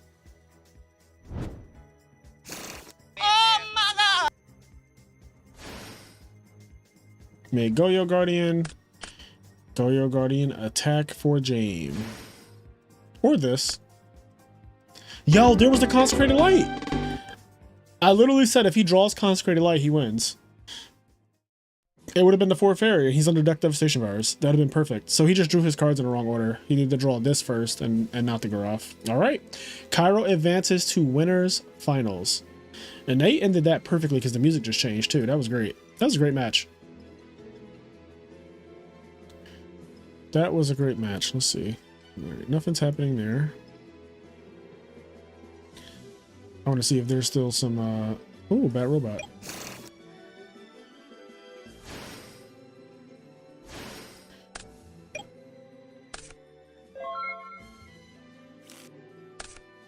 This looks bad. Caius that shit. Do it.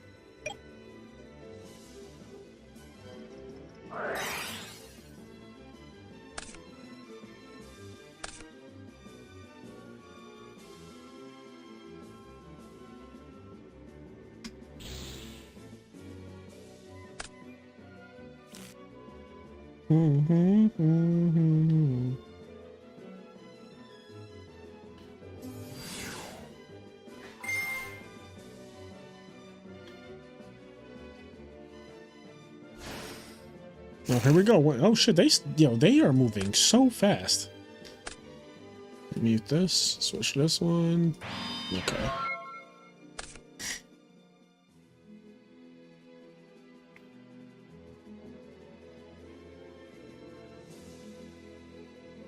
Yagami Laito.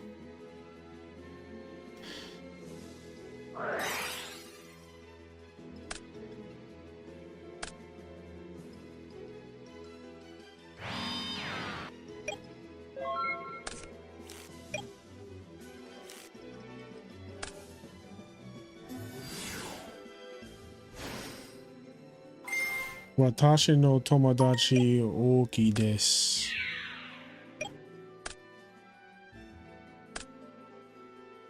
Oh, negate.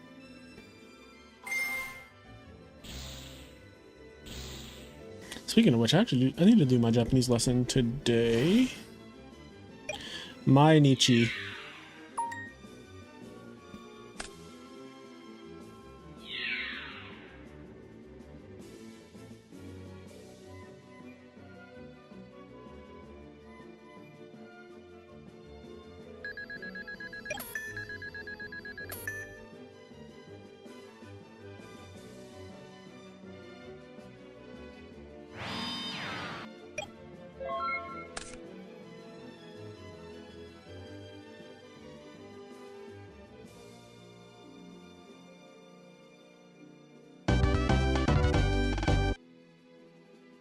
Damn.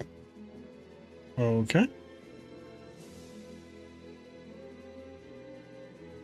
That was fast. It was very fast. Black Wings is just a different animal. Like, all the other decks in this format are cute, but we're all kidding ourselves. Black Wings don't have the perfect card every time challenge. Kendrick cooked. Kendrick did cook. Kendrick went fucking crazy, actually. I love Euphoria. It's been like the #1 song I listened to since it came out. Like, I've listened to that song more than any other song. It's a very good song.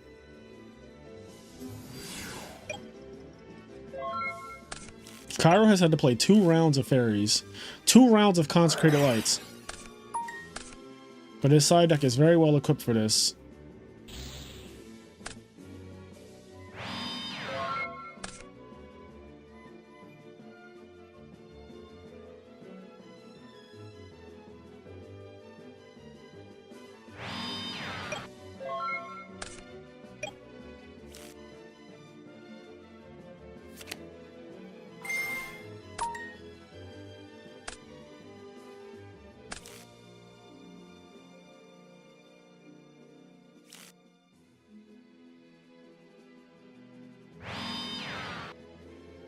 Another one.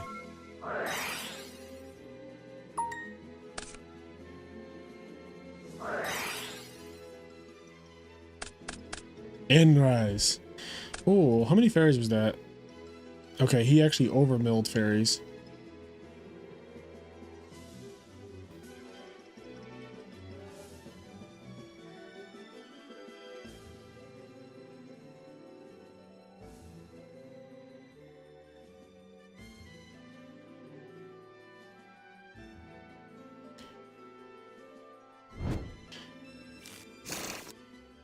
Mainichi Yu-Gi-Oh! Oshimasu.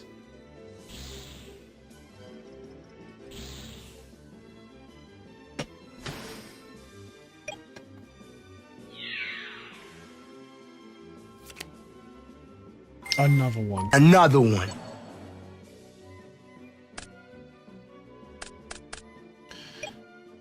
Raiko says, I don't give a fuck.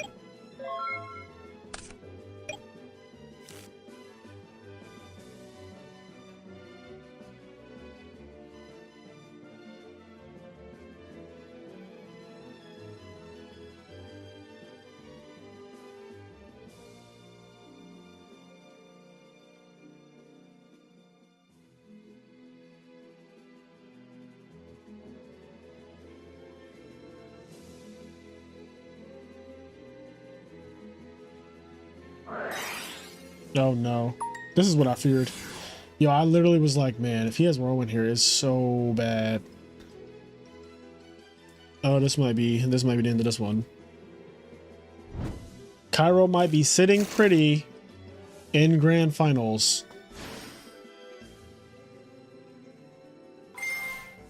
And to think he was the last person to enter the tournament today.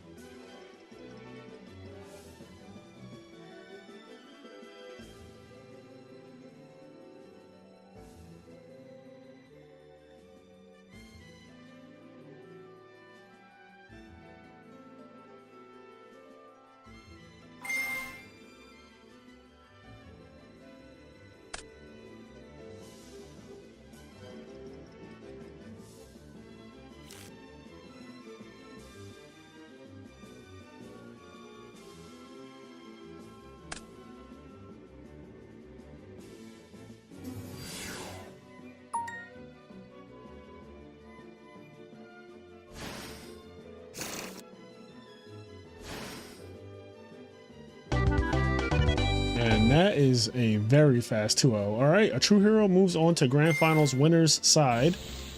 Now we just need to wrap up the losers bracket and we can wrap up the tournament. So HydroPump is actually playing Ronic right now, which I did not know about. But this is, so what's this? Losers semifinals. So let me start, I can start putting the titles on. So where is the text? So we're gonna do this, properties. So this is losers semi-finals. I'm just gonna leave it like that.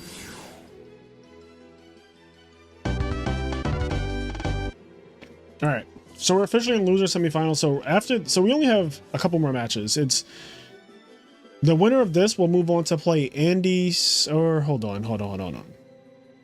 Yeah. The winner of this will move on to play... or hold on. What is going on here? So once... Okay, let me wait till putting... This might be losers quarterfinals. Am I tripping? Okay, I see what's happening. Yeah, so this is losers quarterfinals, then it's semifinals, then it's finals. All right, all right, all right. This is actually the quarterfinal. So look at that bracket a couple times.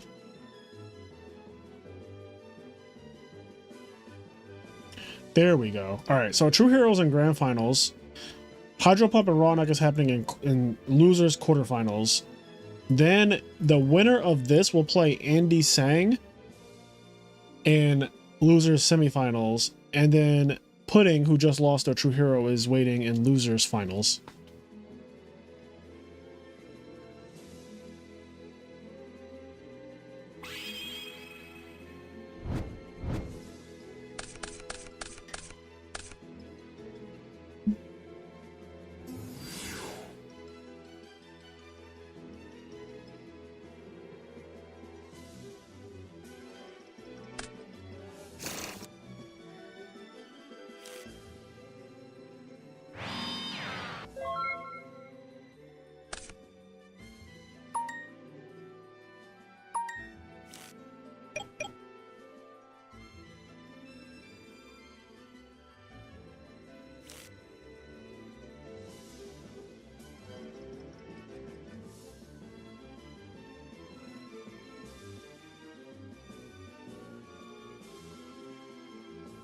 Oh, this is a team kill too. These are both my teammates. Both of my Ring of Destruction teammates fighting it out. Let me see. Did I miss anything? Oh god, there's a lot of chat. Okay. Let's see.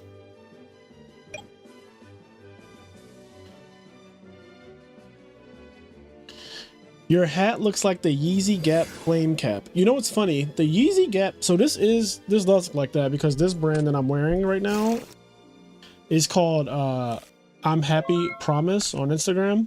But this brand is very inspired by like Yeezy and stuff like that. But it's the Yeezy cap, the one with the flames, actually inspired by another brand from Japan that started this flame motif.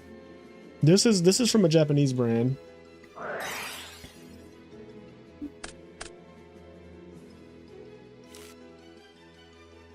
But yeah, this hat.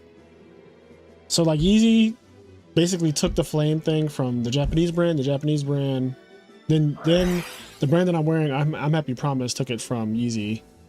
Presumably, they could have taken it from the Japanese brand too, but I'm pretty sure they took it from Yeezy. But on it, it's always hard to tell because of the green screen. The letters are actually the color yellow, but yellow is close to green, so it's kind of the green screen is just kind of conflicting with it. But it says the word happy across.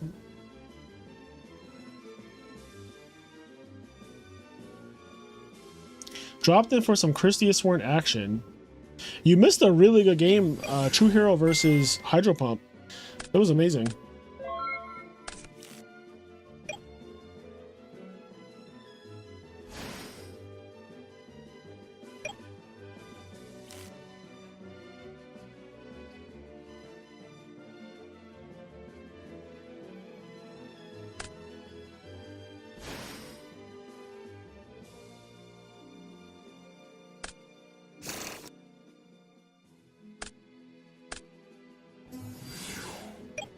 Here we go with this fucker.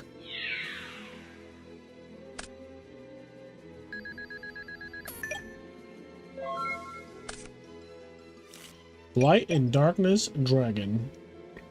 Also, guys, thank you for the 40 likes. I just saw that we have 40 likes on the stream. I appreciate that. Trying to get the channel to 3,500 subscribers. We're at 3,400 and some change, which I am so excited at how fast the channel's been growing. So thank you to everyone who has been supporting that and helping that along. Ooh, somebody else just subbed, I think. Is that what that sound was? Yeah, that definitely is what that sound was. You see my little scapegoats floating when somebody subscribes? Rog is not using plant frogs anymore. He is now using spirit frogs, or at least that's what he's been using for the last couple of times I've seen him play. I don't know what he's playing today, to be honest.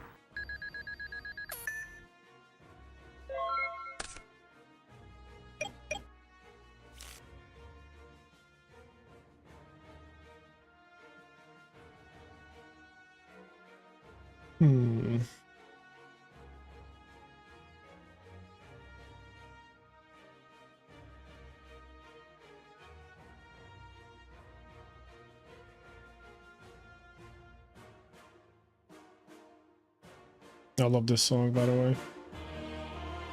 From Slade to Spire.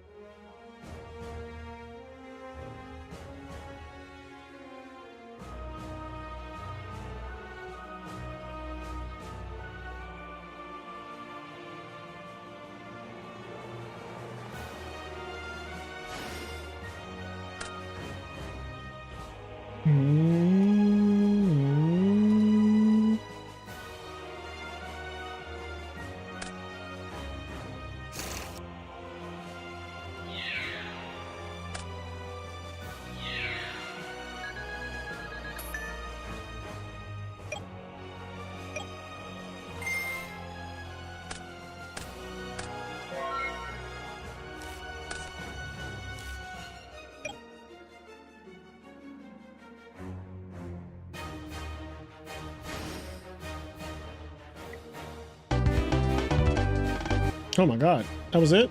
It's done? Jeez. Alright, well, next we have losers semifinals. Let me change this, but it's gonna be Hydro versus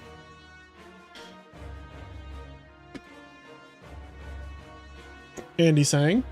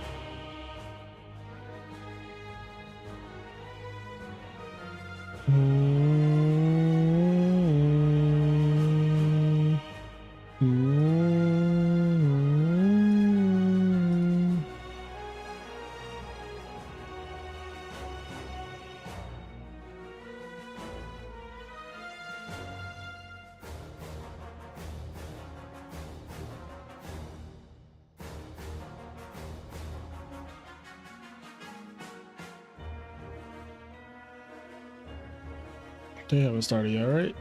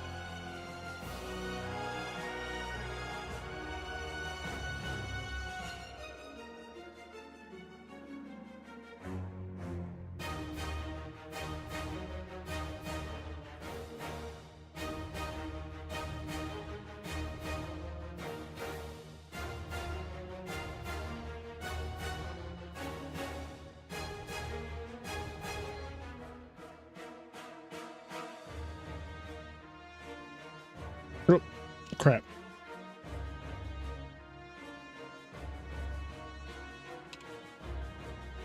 All right. Here we go. We didn't miss anything.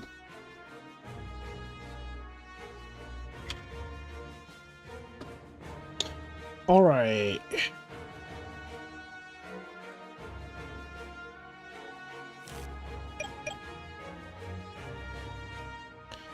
The Bluffknock episode got to be my most listened to episode of the podcast. That should be killing me at work. That episode was unhinged. That episode was so fucking unhinged.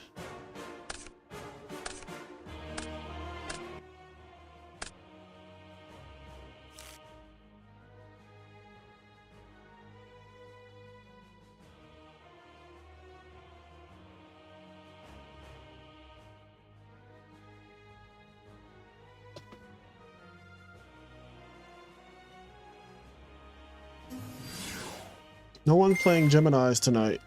No, I haven't seen Gemini since 2023.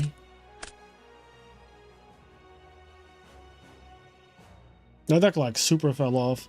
I don't think that it's necessarily that it's bad or anything. It's just that no one is pushing the meta for that deck right now. At least not that I know of.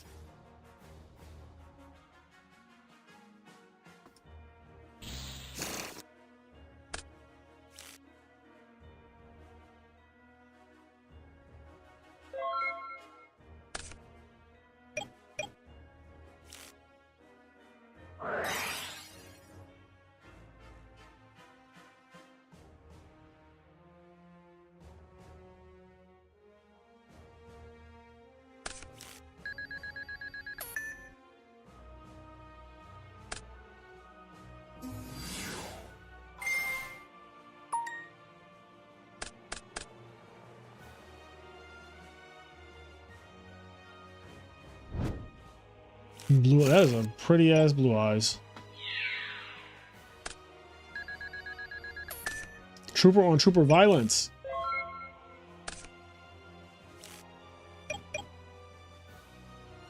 One, two, three. Then we have 1, 2, 3. 3 Lightsworn, 3 fairies.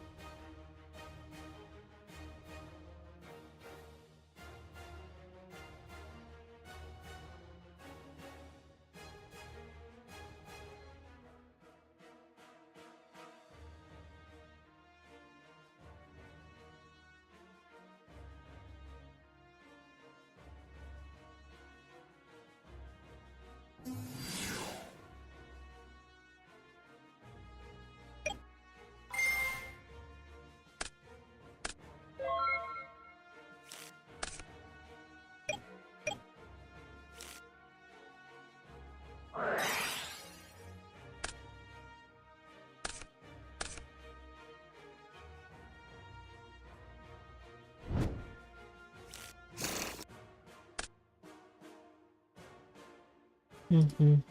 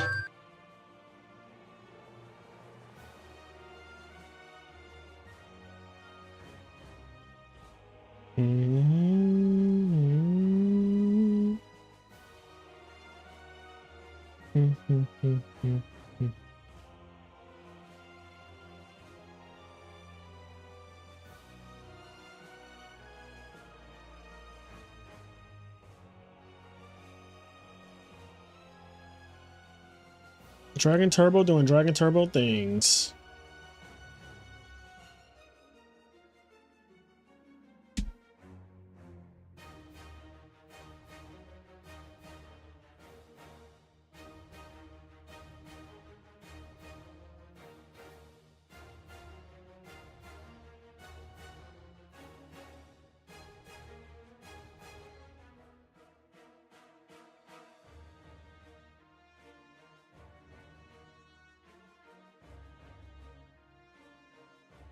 What is happening?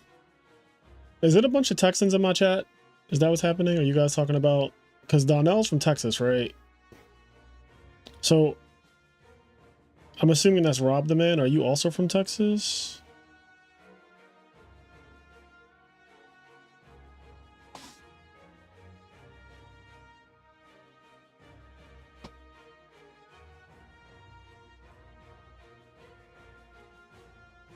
Nah, I'm Josh.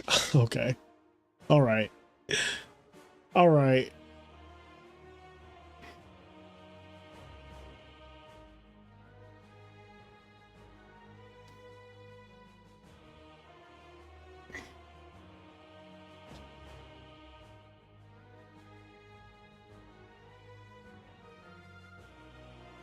Come on, let's get the show on the road.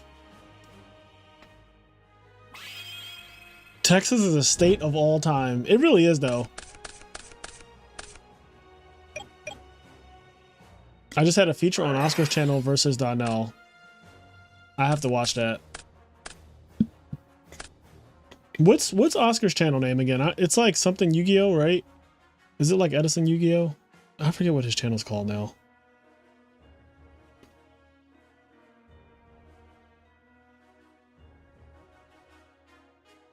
Legacy Retro Formats, that's what it is. Yes. I still need to book my flight for Nationals.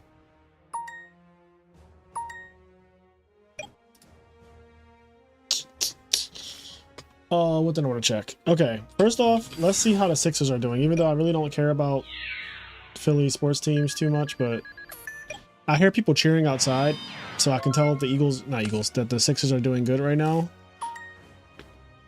Because whenever you hear cheering, that's how I can tell whenever like if the Phillies are doing good, if the Eagles are doing good, if the Sixers are doing good. I can always tell because there's literally like people cheering.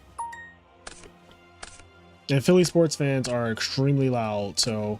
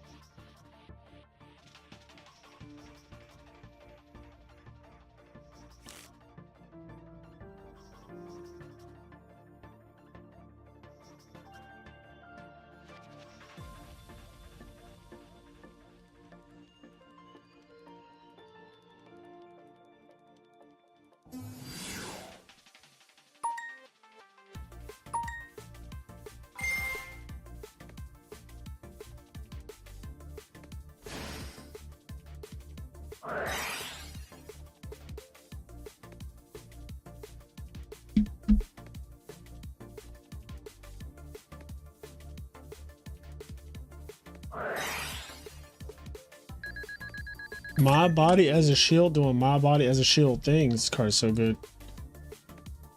It's so scary to play though, because like I feel like against Blackwings, a deck that you'd want it against, and against Hero Beat, another deck that you'd want it against, they also lower your life points so goddamn fast.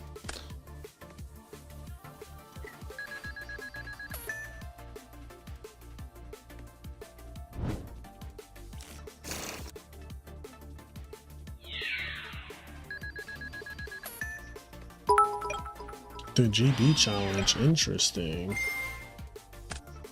Thank you for the sub, Ultimate Link XD.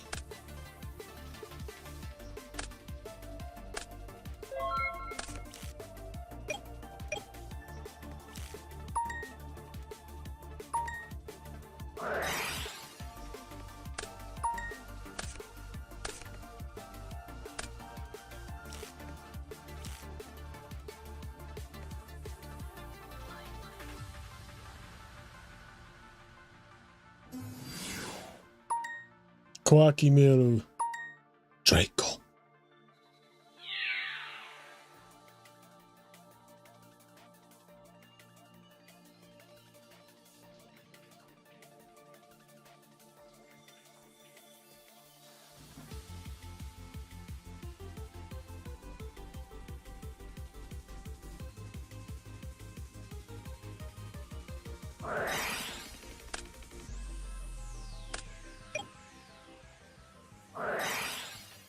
Ooh. Lightning Vortex. You didn't let me do what I wanted to do. Now I'm gonna take my ball and go home.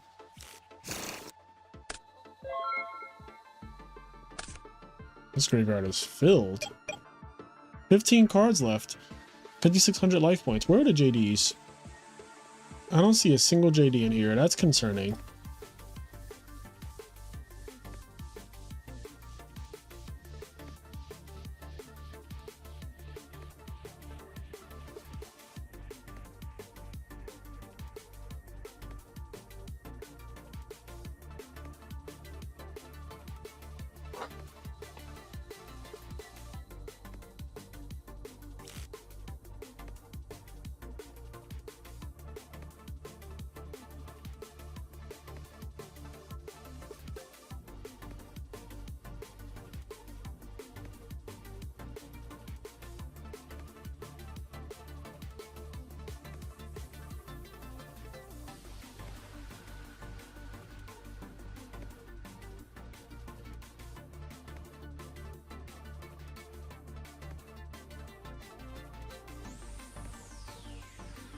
What up, Texas chat?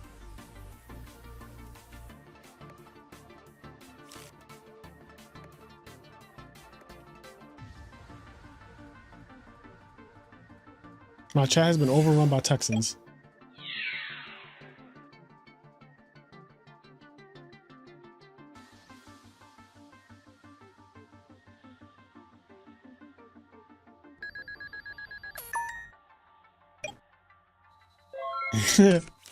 Everything's bigger in Texas, including the representation in Fraser's chat.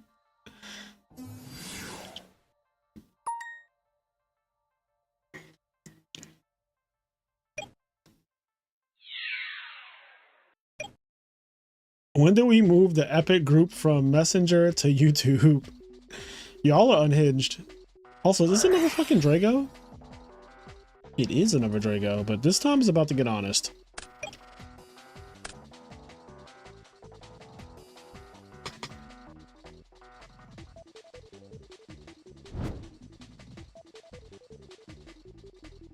He has 15 cards left, and 2 of them are Judgment Dragon. I just want to put that out there. Oh. Jesus. He used both of them just now? Is that what just happened?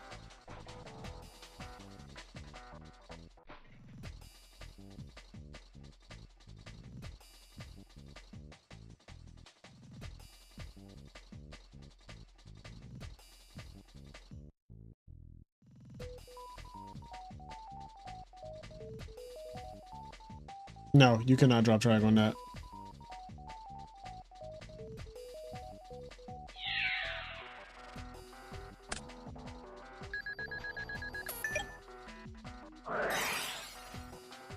Pot to lot to avarice. So we can't play instant fusion. It's going to be very hard to establish a board to defend himself with no instant fusion access. And that's game. That's why Hydro did that. Hydro is the inventor of Dragon Turbo, actually. So he knows the deck in and out.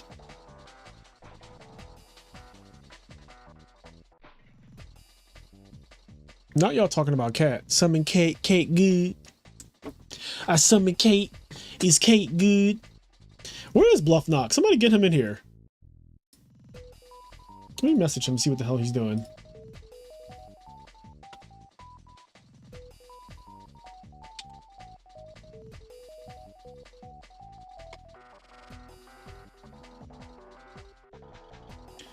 What would you say is the best way to improve? Watch more replays of top players or play more? Play more.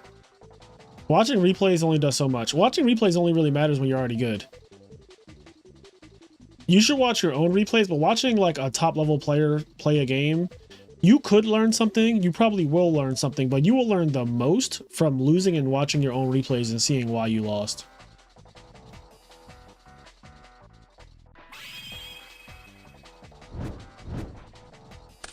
But there's nothing that will make you better at Yu-Gi-Oh! Than actually playing Yu-Gi-Oh!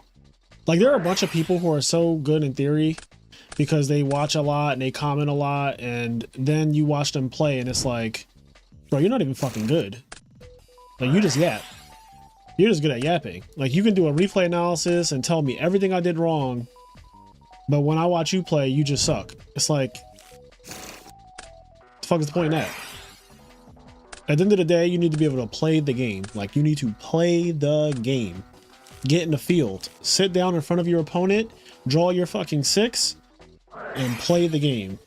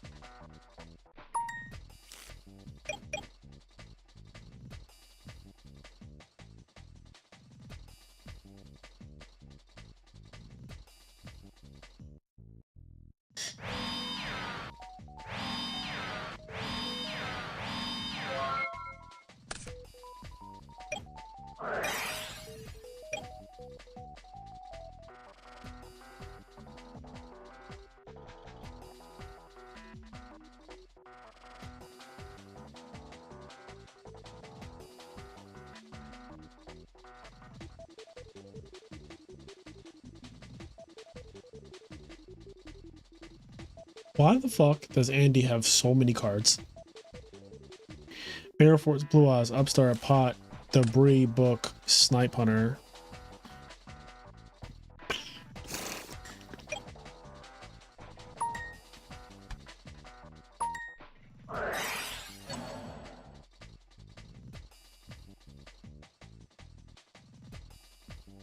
Let me get a pop of that. Let me get a pop of them titties. Oh no. Bruh. Oh my god. Yo, Andy is... I see why this guy's a YCS champion. That was crazy.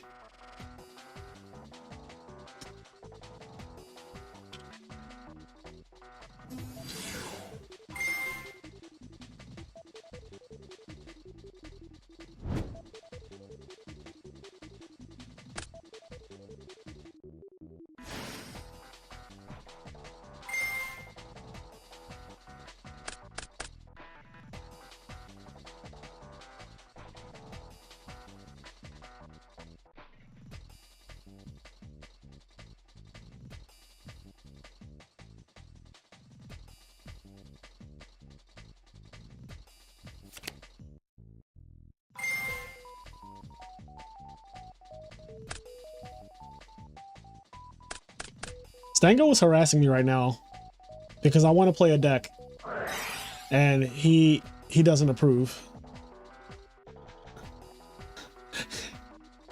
So I'm being harassed. But what's good, Texas chat? What's good, YouTube? It's your boy Pro Winston here.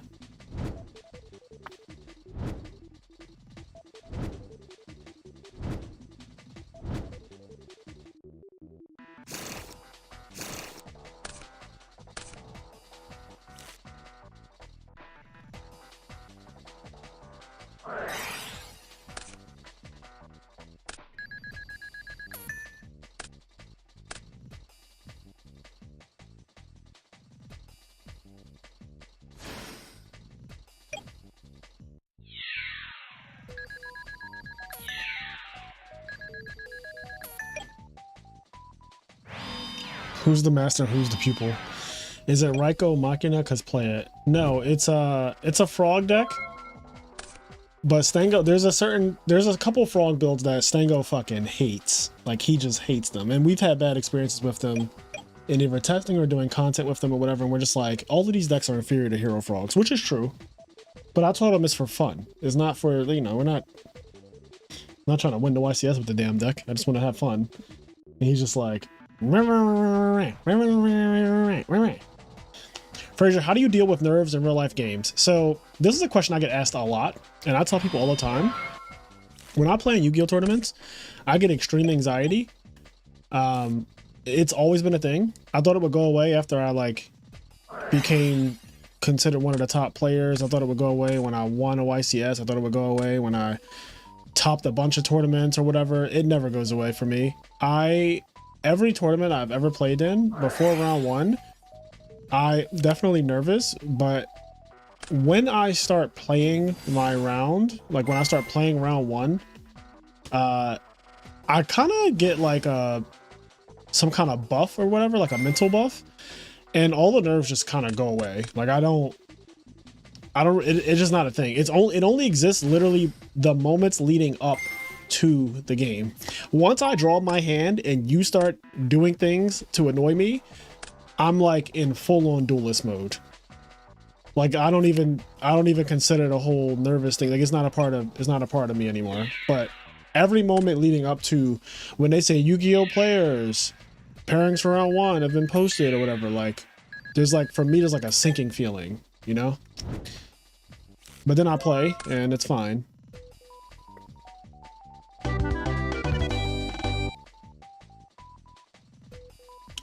Okay, well, Dragon Turbo moves on to Andy's the devil with this deck, by the way. He's very, very good with this deck. That was just rude. That was rude. Anyway. Okay.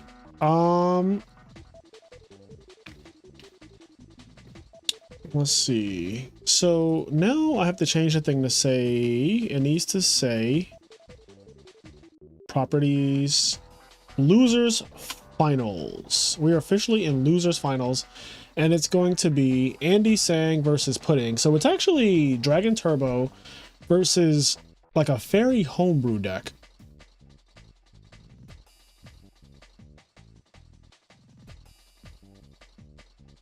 Let me tell them to make sure they wait for me, because these fuckers will start without me.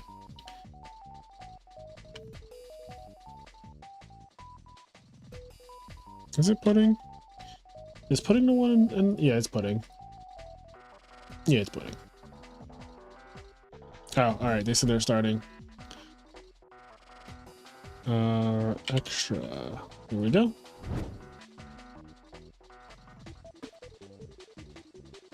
All right. I am here. We just had Andy Tsang on the podcast a couple weeks ago too. And that episode was awesome. So he's a YCS champion. He won YCS Denver, Colorado in like 2017, I believe. With Infernoids, I believe. I was retired at this time, so that's why I'm so shaky on like the specifics. But Extra Virgin Olive Oil is in fact a YCS champion in disguise. He's been in my Discord server for a long ass time too, and I had no idea. And then somebody was like, Somebody watched a video. They watched an old live stream, and Andy won the tournament. And somebody commented and was like, "Is that YCS champion Andy Tsang?" And I was like, I went into my Discord server. I was like, wait. Let me Google real quick. So I Googled Andy Tsang, and it comes up with a fucking guy holding up a prize card at a YCS. And I'm like, Andy, is this you? And he's like, yeah, it's me. I was like, what the fuck? You're a YCS champion? He's like, yeah. I was like, what the hell? How come no one told me? He's like, I don't go around advertising. I was like, that's insane. This whole time you've just been in this server winning tournaments. And I just thought, man, this guy's really good. And he has main character energy, but I didn't know who it was the whole time. He's just like casually, quietly just in here farming my goddamn locals. So that's the story of Andy Tsang. But now he's retired from Modern Yu-Gi-Oh! Just like me.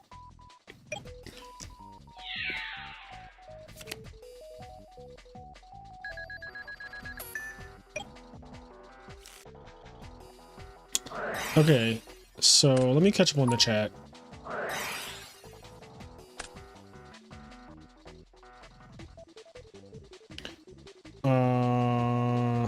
My store just hosted a regional for One Piece. Made me want to try it. Looked sick. Yeah, One Piece, I mean, it's my favorite. It's my favorite manga by far. And so I love the story. I love the characters. I just don't feel like learning a new game. I don't have time to learn a new game, to be honest. By the way, in the tier list reaction video, you mentioned that if you had seen Chamberlain at Raleigh, you would have been frustrated. You saw my ARG token after I played SEMO, and right after that. Oh, I remember the ARG token because you had one of the ARG tokens that's hard to get. But yeah, if I played against Chainburn, I mean, I was playing Dragon Turbo at Raleigh, so Chainburn was a good matchup for me because I'm siding the Korean Prime Material. How long were you playing Yu-Gi-Oh before you won a YCS? I was playing Yu-Gi-Oh since I was a kid. I didn't start playing competitive Yu-Gi-Oh for a while, but I played Yu-Gi-Oh the wrong way, like just summoning my Blue Eyes and summoning my Beast of Tall War out my hand with no tributes. I played like that for years. So I won the YCS. Let me see, how many years before? I think it's like at least 6 years. And I didn't start playing with the rule book. Like, we didn't start using the rule book for a couple years into the game. Like, we just never even considered that, like, oh, you need to tribute to summon monsters. We just did what we saw in the show. Okay, in the show they just went summon Dark Magician, summon Blue Eyes with no fucking tributes, and that's what we did. Me and my friends, we made up effects. We just made up effects. We were like Graveyard Mammoth, a fucking fuse with my Living Arrow, and now it's rotting your Blue Eyes. Your Blue Eyes is rotting from the inside. It has a bad tooth and it's just fucking rotting, and it needs to get a root canal. But until it gets that root canal, your fucking Blue Eyes is just gonna sit here and it's gonna rot. And its attack is gonna get lowered by 800 every turn because I fused my Graveyard Mammoth with my Toon World and I threw the book at you like a fucking cop. I threw the whole book at you. And that's basically like how we did that. But all right, so let me see what else I missed. Playing on camera for Oscar's channel, as much as I have, has helped a lot with nerves, but they definitely don't go away. Let's see.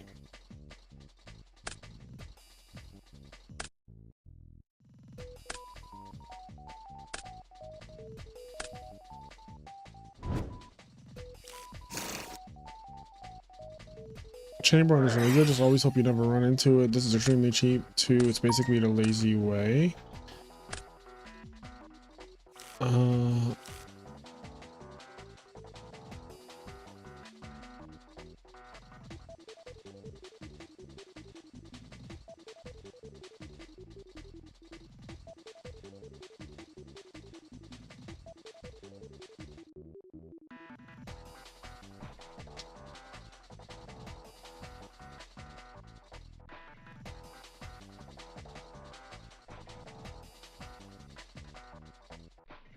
It's wild seeing Lorcana top 4 getting a $700 that has a $700 card that has thousands printed.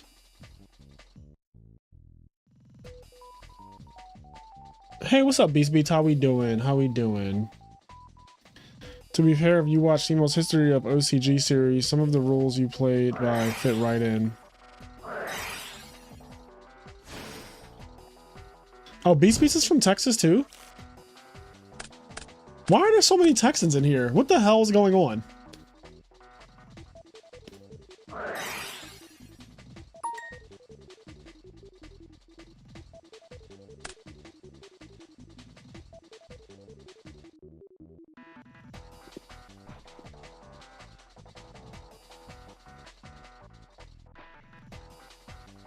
It's a big state. It is a big state. It is actually the biggest.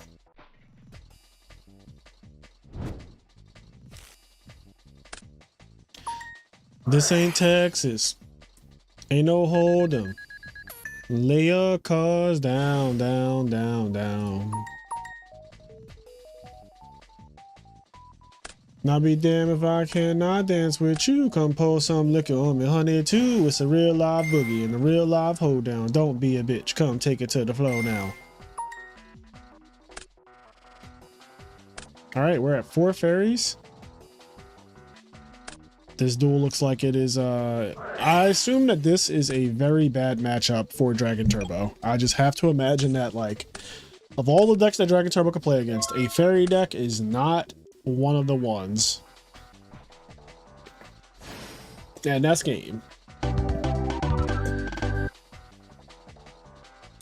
And this game. You gotta say it like Mario. And this game. Yeah, this fairy list is actually about to be in grand finals if he wins another game. When trying to improve, would you recommend playing a top deck and focusing on just one? I recommend playing a deck that you like playing first and foremost, because I think that if you try to force yourself to play something that you don't enjoy, but just because it's a good deck, it probably is not going to work out for you. But yeah, I think sticking with one deck is the right thing to do at first.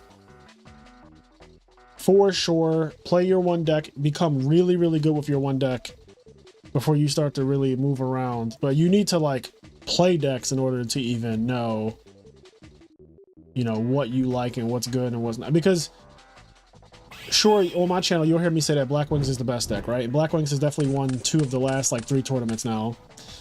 And Black Wings is always going to do well, and you know, every deck can top, and multiple decks have won. Value wins a lot, Black Wings wins a lot, Hero Frogs wins here and there. But if you don't like playing those decks, there are other decks that are good that deck specialists are able to do well with, despite like what tier lists say. For example, Amarillis just got 2nd place 2 weekends in a row. YCS Raleigh and RBET. And that's not a deck that most people play. That's a deck that there's only a few people in the entire world playing Amarillis. But that deck is doing well because they've been focusing on just playing that one deck constantly and making it better and better and better. And now they've gotten a list to a point where it's now consistently getting 2nd place at tournaments, which is really scary. Just as an example, like some anecdotal evidence there.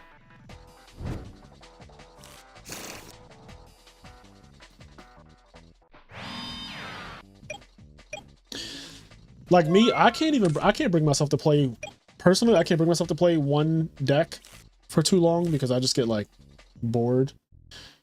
And I'm also not trying to be the way I used to be when I was younger and like traveling the world and trying to make sure I top every event and all that stuff. And like now I'm more in a content creator mode, which I love. It's way more relaxing to be like this than it is to be like trying to be super competitive and stuff. If that's your goal, more power to you, but I've lived that life already, and I do not envy anybody who's currently in that. Like I have no desire to go back to modern Yu-Gi-Oh! Like as much as I get asked about that,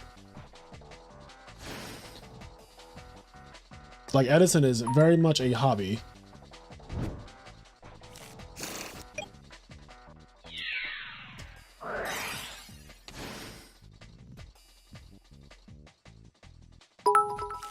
Ooh, we got a new subscriber. Thank you for subscribing, VX Nova Kun. Love your Fraser. I love you back, Brandon.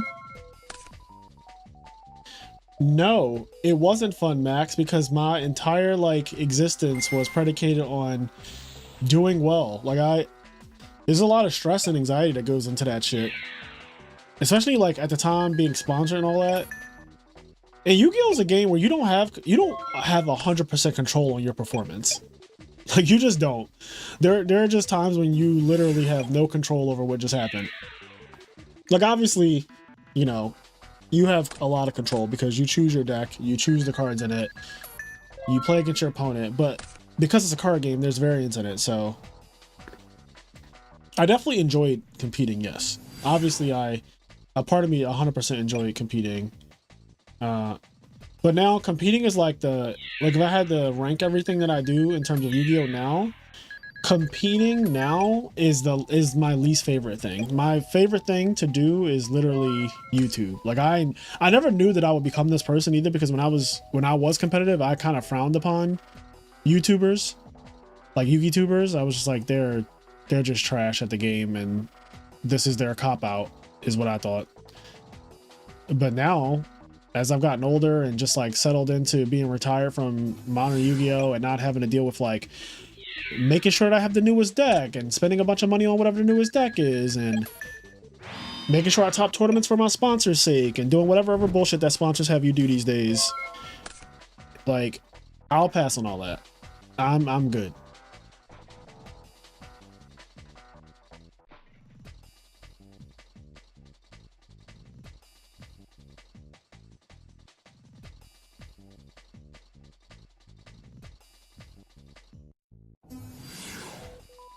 Fraser, do you have a Trident Dragon? Yes, I have 2 of them. I have 1 secret rare and I have 1 ultra rare.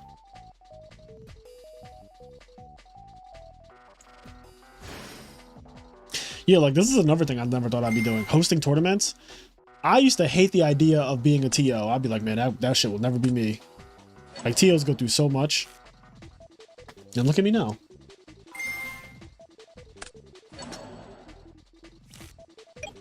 And next game. All right, Pudding advances to grand finals where he will play a rematch against ATrueHero to see who wins it all. So we're going to do grand finals.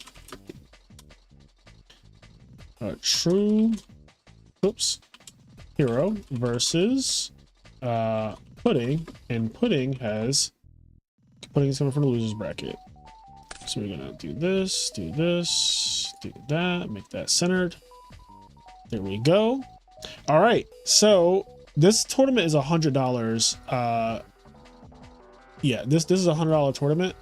First place gets $50, and then the split for second and third, I forget exactly what it is. 50% of the prize pool goes straight to first, though. That's all I know. The rest of it, y'all figure it out. The other 50% gets split between the other people. All right, let's see. Ah, there we go. They are already, look at that. Look at them. They're already set up. I love it. Love to see it.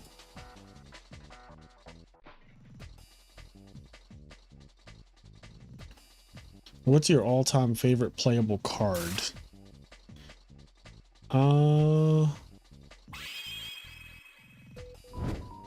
All-time favorite playable card?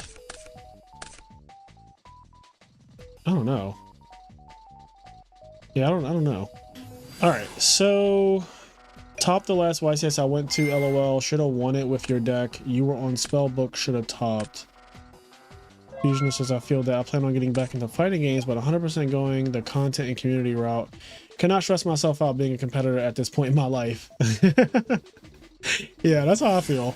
I feel like I'm just too old to deal with like the drama of Yu-Gi-Oh and all of that shit. It's just because there's also that side of it too.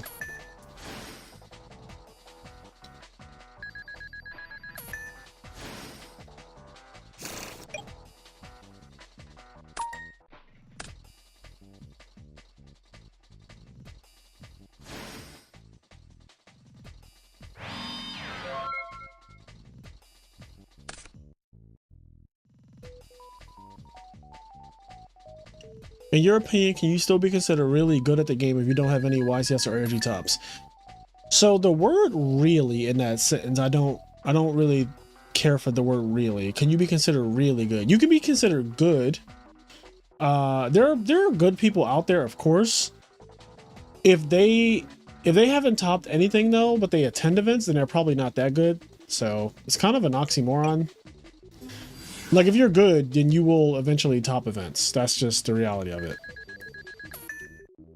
Winning events is hard, but topping them, in my opinion, is not that hard. Like I don't think topping events is that hard.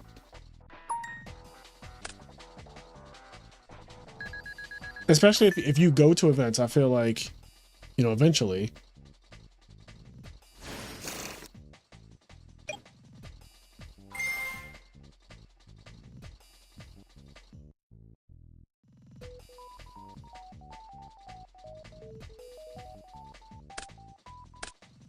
It's interesting to hear that take about Edison because the only reason I came back is because I never topped and I wanted to get one. Mono was too much to learn though, and I was familiar with Edison. So Cripple, you're saying that you wanted to get a top in Edison format, like you wanted to top one of the online tournaments maybe, or did you want to top like a Konami Ultimate Time Wizard? I think topping Ultimate Time Wizard is fucking hard. Like it might be harder than topping the main event of a YCS because Ultimate Time Wizard tournaments are like, first of all, you only top if you are X1 now. The last event in Raleigh, no X2s made it in the top cut. And they've been doing only top 8. They don't do top 16, they don't do top 32. They do only top 8, usually 8 rounds. So that can be pretty difficult as opposed to like YCSs. Some YCSs have top 64 cut. You get X3s in there. Like genuinely. Or like people who are X2 and 1. Stuff like that. But then you're also playing 12 rounds. 11 or 12 rounds at that point.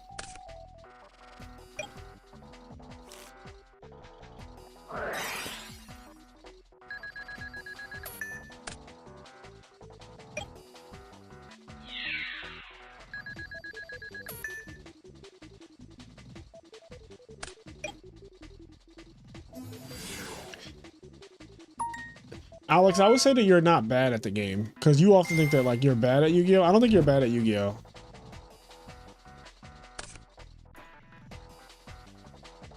Also, Alex, from what I understand, you don't go to many YCSs or anything, so you don't have as much opportunity to actually top like a YCS event. So there's that. But like, I don't think you're bad at Yu-Gi-Oh. I consider you above average, actually.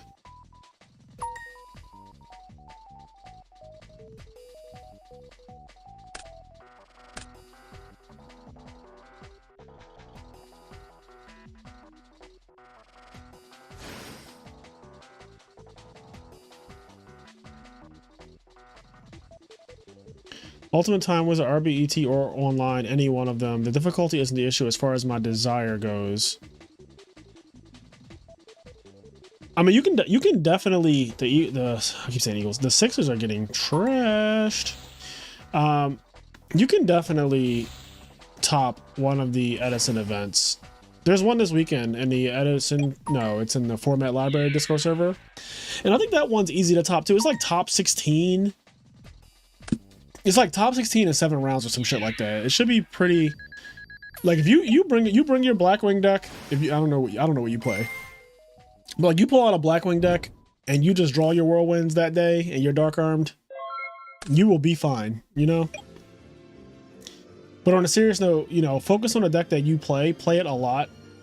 You have to grind some with the deck. Like you have to really get it down to the point where you really know exactly what you're doing, what your side deck is going to be for all the matchups. Like there's work that goes into it. Oh, you play Dragon Turbo. Okay, so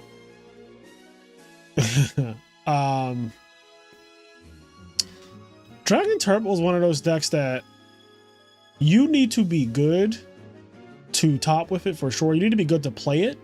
Like playing that deck requires a good amount of execution, but you also do need it to be your day for fucking sure. So I feel like with that deck, because there's absolutely no defense besides Tragodia, typically, you don't have the benefit of traps prolonging the game for you like every other deck in the format does. So if you draw a bad hand, But once people know that you're on Dragon Turbo, they're going to rush you down. And it doesn't matter who they are. It doesn't matter how good they are. It doesn't matter how shitty the monsters they drew. Like, you can lose to a Blizzard and a Bora just attacking you for 3,000. Like, that can just happen. I'm literally quoting a video that I just recorded recently. Which is not really reflective of like your skill or the other person's skill. It's like, you're playing Dragon Turbo, bro. You don't got shit. And I'm afraid that when you do have shit, I'm going to lose. So I'm gonna just send the whole kitchen sink at you. I don't know if Dragon Turbo is the ideal deck to try to get your first top with. But if that's the deck that you truly enjoy playing the most, you can 100% do it.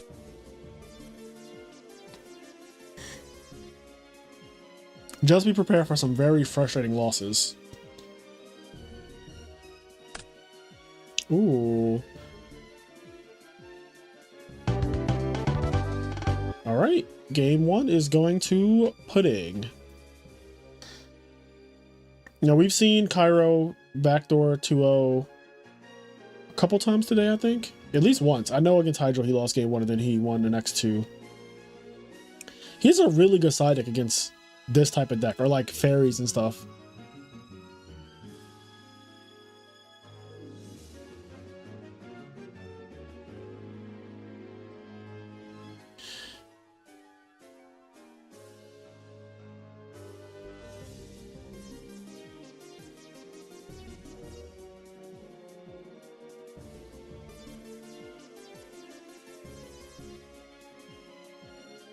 Would you consider Hero Beat overrated? I think Hero Beat was overrated. I think everyone has come down to earth on Hero Beat now and realized that the deck is like, it's just another good deck in Edison format. It's not the best. It doesn't have the highest win rate. You know, it hasn't won any tournaments or anything like that, but it's a solid deck. If you're a good player, you have good fundamentals. I think it's a great deck to play. The problem with it is it doesn't do anything that's unfair, really. So when your opponent draws their unfair cards and you're just doing regular Hero Beat vanilla 1900 shit, you're going to lose. You're going to lose games to Return. You're going to lose games to Dark Arm Dragon. You're going to lose games to Whirlwind. You're going to lose games to Raikou just milling and popping your back rows over and over again until they open you up and then they start attacking you with their monsters. Thank you, Andy, for subscribing.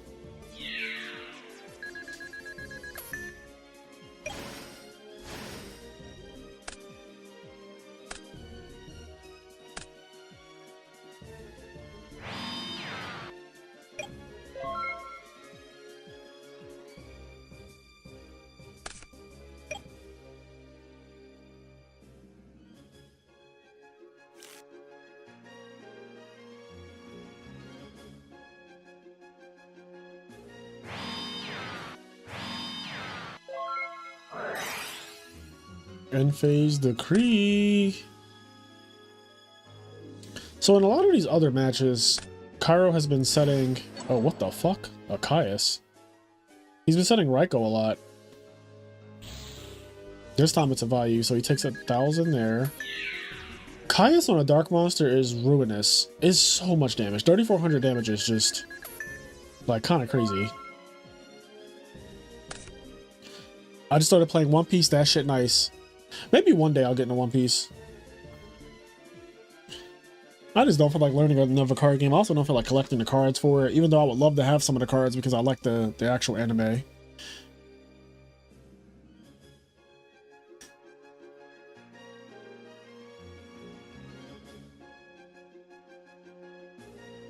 I still have not done my Japanese lesson, so they need to wrap this shit up soon. Maybe I should just do it now.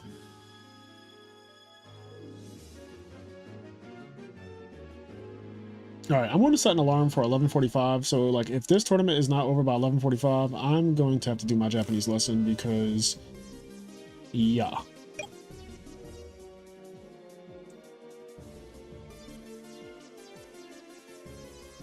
It's 11:45. All right. I just started watching anime. I'm on episode like 35. Stick with it. It is one of the absolute best stories ever told. And I know the animation sucks in the beginning, but it gets so much better.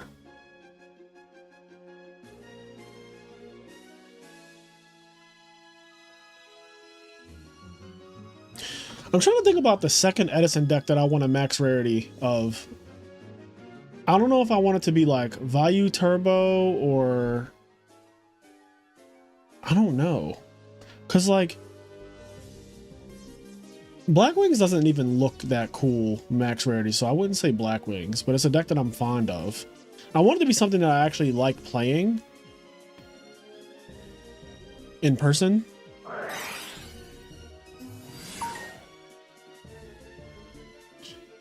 Holy shit, that was a very long time for a Whirlwind Bora play.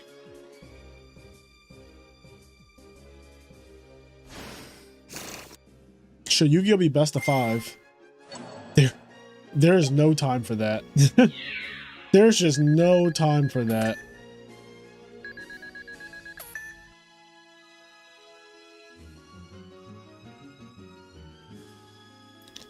Dragon Turbo Max Rarity. Yeah, I would never play with DDS Blue Eyes. I just would not even want to play with them. That ulti frog deck profile was bananas. Shout out to my friend Xavier for gifting me that. Value would look nice, something like Christia Sworn. Christia Sworn is another one. I was thinking about that, but that shit's so expensive. It doesn't matter what you max rarity in reality though. They're all so outrageously expensive.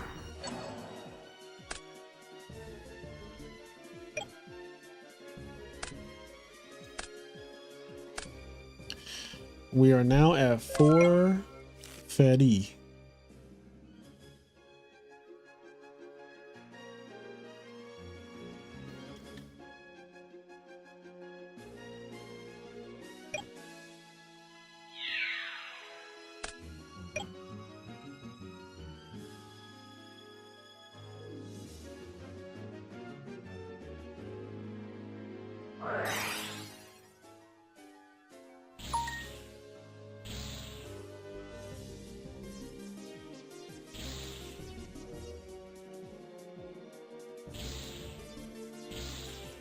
Amarillis is really nice. I actually looked at the price of Ulti Titanials today. But the thing, I was like, man, it would be nice to have a max rarity. I was watching Little Man Yu-Gi-Oh's deck profile, and I was like, it would be nice to have a max rarity Amarillis deck. So I started looking on TCG Player at the prices, and I was like, oh, absolutely not. Like, Market of Rose was over $100 for max rarity. I was like, fuck that. Because I don't even play Amarillis. Like, I'm not the Amarillis guy. There's a whole channel dedicated to that. And I like the deck, but to max rarity it, to put thousands of dollars into it, I was like, absolutely not. That's the thing. It's weird. I don't really think the secondary deck the deck that I like the second in Edison is Black Wings, but I don't wish to max rarity Black Wings. Like, it just doesn't, like, what the fuck is in Black Wings that would even be? It's like Icarus Attack, super rare, Super Sirocco's ulti Vayu, which the deck plays like one of most of the time. It's not exactly my ideal, like, max rarity looking deck. Vayu looks nice max rarity, I think, because it plays Caius. Caius is like one of the coolest, you know, max rarity cards. Vayu, ulti, of course, and then all the other shit that it plays. But I don't know. I'm not crazy about a max rarity Blackwing deck. What I will say is this. This is one of the cool things about Blackwings, though. All right, the Sixers are cooked. Blackwings, every single card in the Blackwing deck can be hollow. And I do have a fully, all 40 cards are hollow Blackwing deck. Like my Trap Dust Shoot, every single thing in Blackwings can be hollow.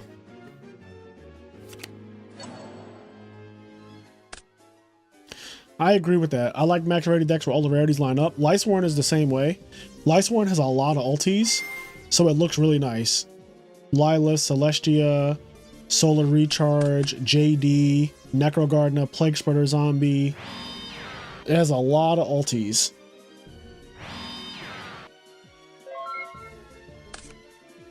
Did he soul release again? Did that happen?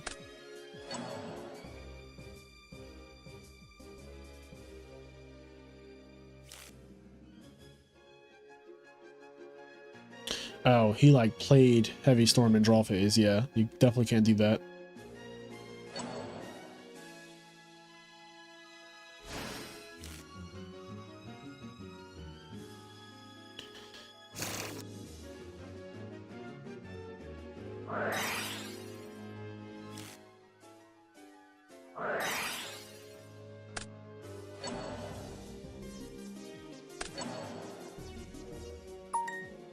What's happening?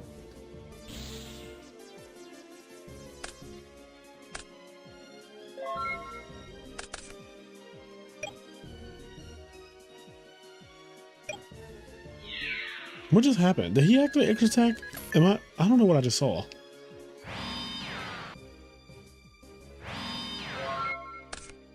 That looks so strange. Cause like there was a Raikou on the field? What the fuck just happened?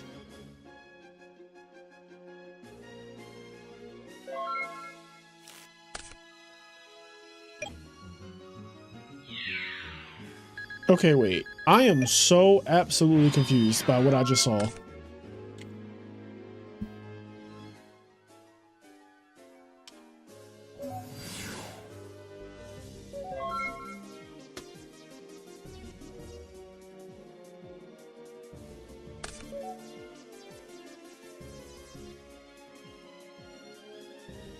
That just looked crazy. It was like heavy storm, and then an Icarus got destroyed, and so did a Raikou and a Battle Fader got destroyed. I'm very confused on that sequence. Okay, but why is his opponent also not saying anything?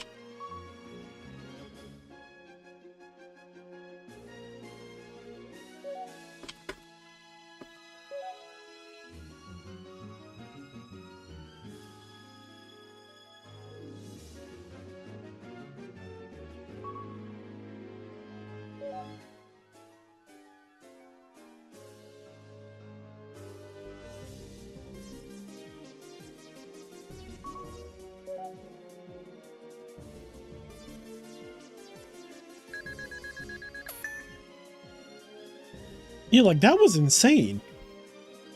That was so insane to me. I was like, I'm talking to chat, but in my peripheral, I see like a Raikou, a Battle Fader, and Icarus attack go to the graveyard. And I'm like, how could all of those things happen? like what? I'm not paying attention, but in what world could a Raikou, a Battle Fader, and Icarus attack go to the graveyard? Like in what world could that combination of cards go to the graveyard? I was so confused.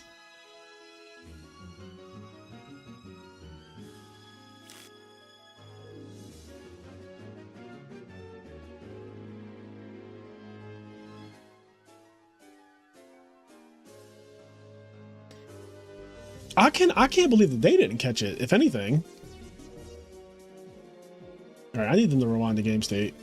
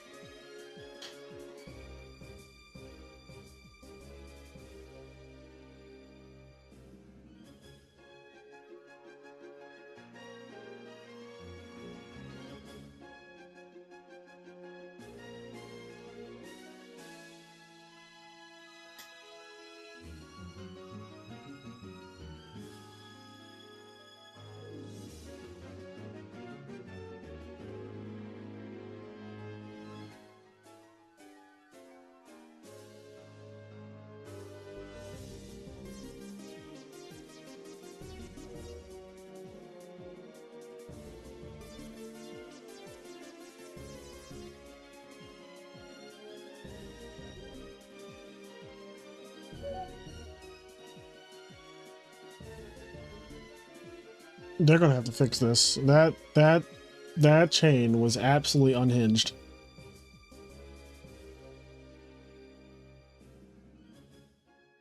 I'm actually gonna rewind the stream since I do have it up.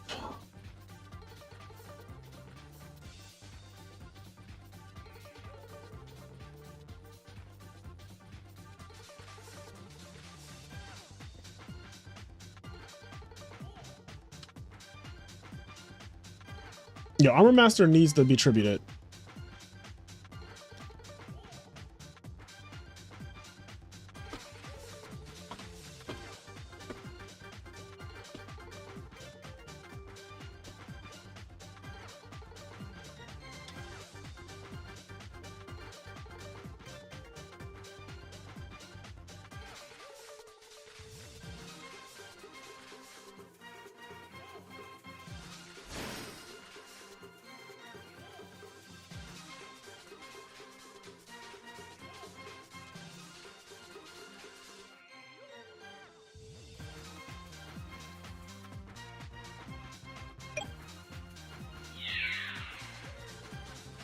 No, Armor Master is not on the field.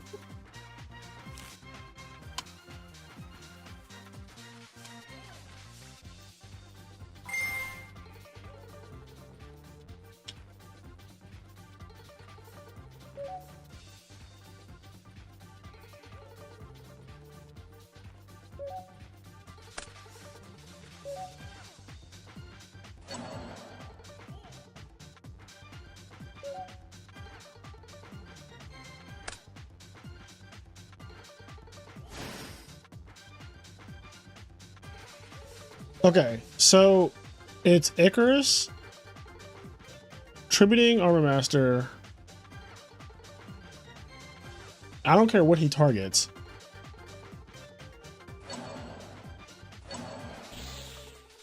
All right, there we go. All right, we're all good.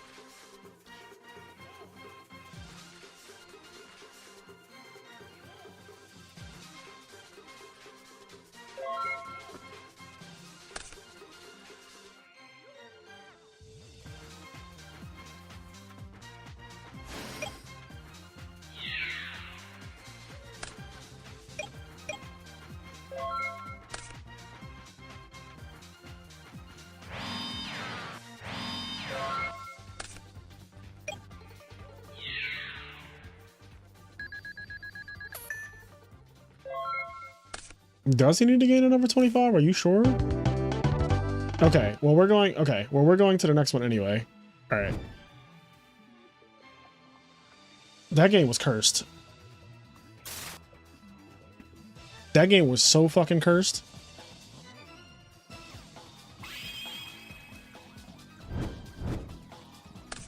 When I tell you that was the most unhinged Heavy Storm Icarus attack tribute Raikou I've ever seen. I was like, what is happening?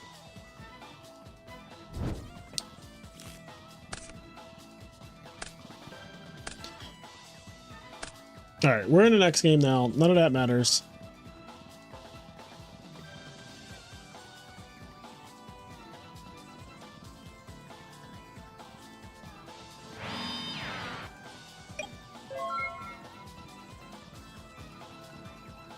What?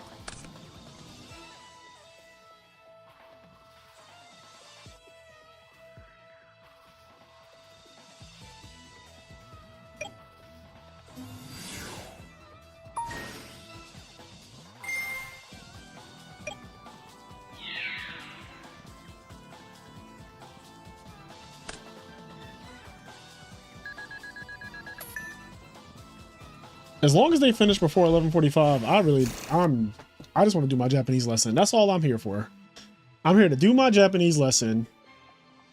Also, I should put an L next to both of their names now, since this is True Grand Finals.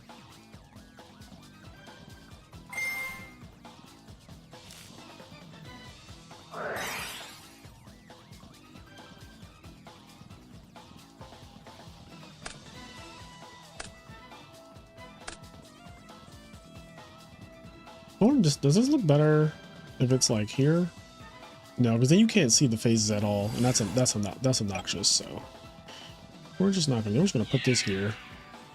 I'm just gonna put that right there.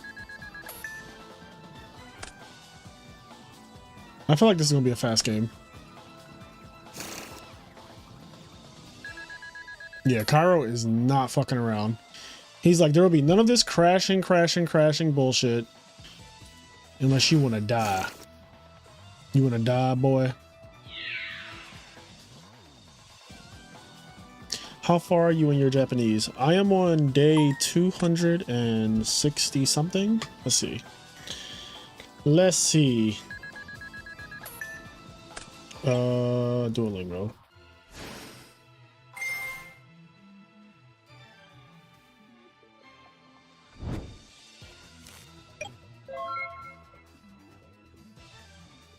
What day is it? Day 260. I'm on day 260. Am I? Wait. Oh, yeah. Okay, 260. I am on day 260. Oh. Let me join this challenge, too.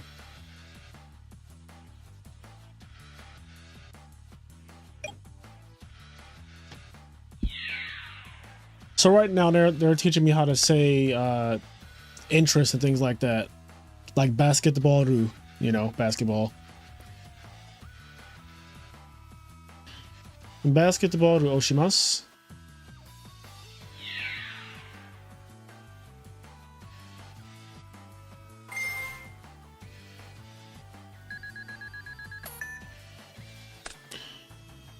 Mainichi basketball oshimasu ka? Like, do you play basketball every day?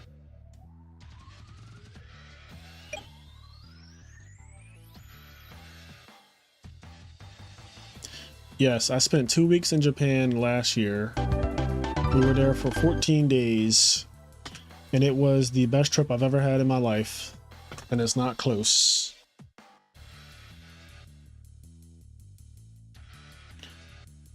So you're comfortable with hiragana and katakana at this point, maybe some kanji.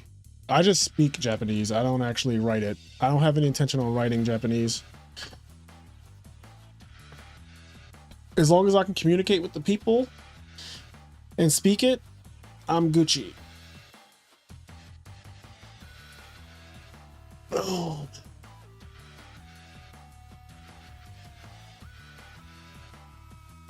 All right, we are potentially 1 game away from this tournament being over.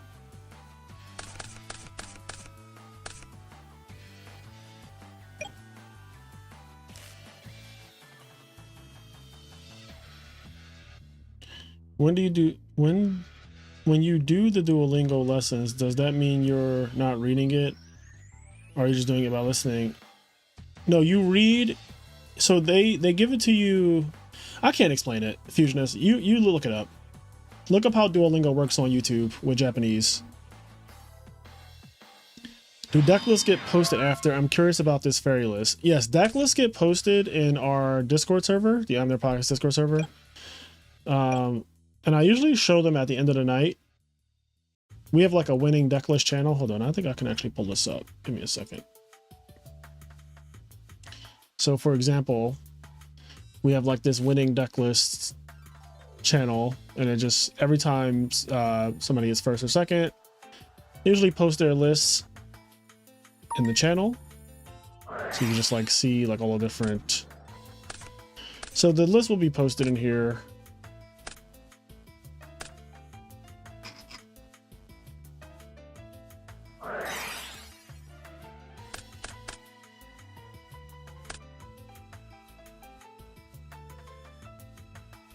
Three fairies already, huh?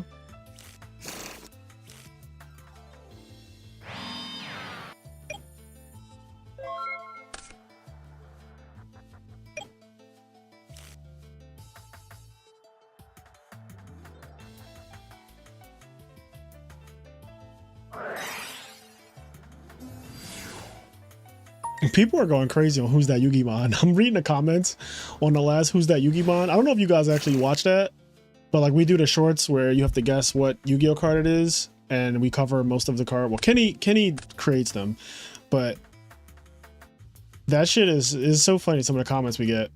But the point is for you guys to play along.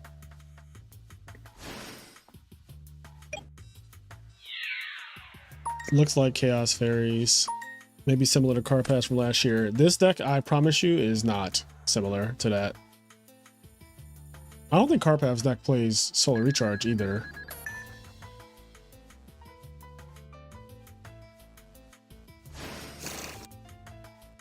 This guy also plays Miraculous Descent.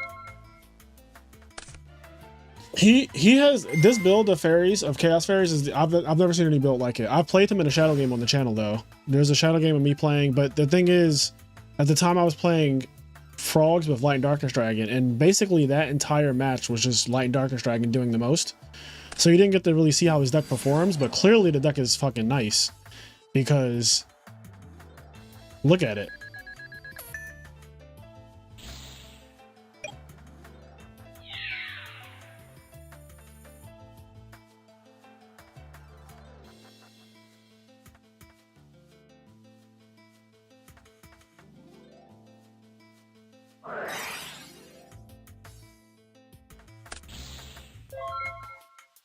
All right, so he doesn't have Christia because this is exactly 4. So we might be going to a game 3 because Whirlwind is still in the field. And y'all know how I feel about that.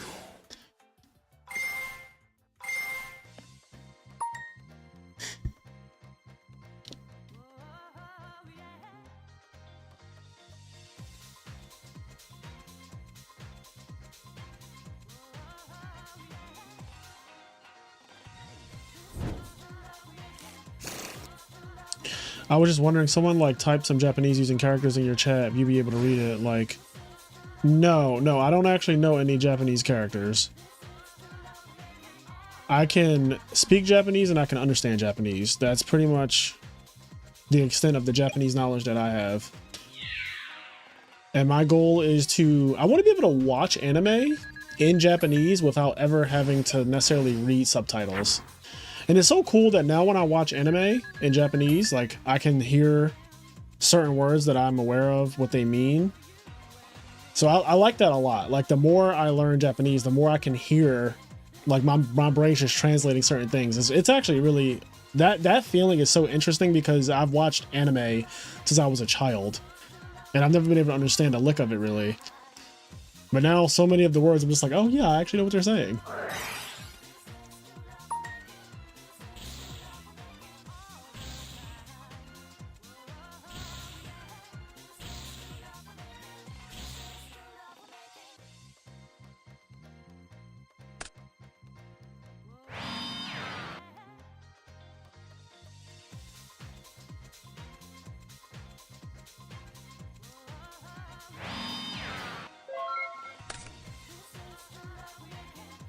Watashi no sumaho wa doko desu ka?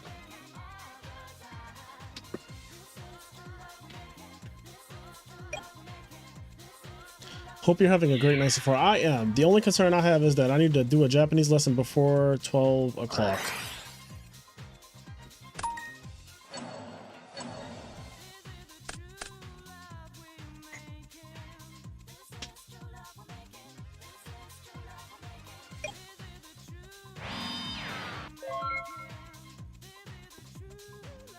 For you and me.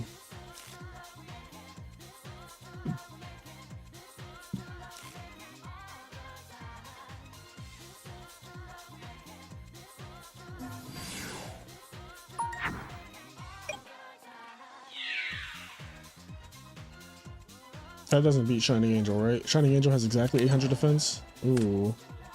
Raiko popping the Whirlwind. There's a Christia. So now he's at, oh, well, he got soul release, so he has no fairies except that Christia. Imagine if this deck played Return. Like, imagine if this just became a Value Turbo deck out of nowhere.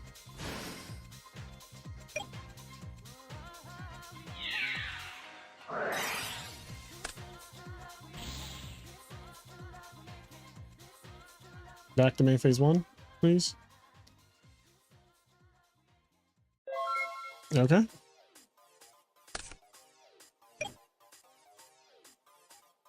Is that game? That looks like game, right?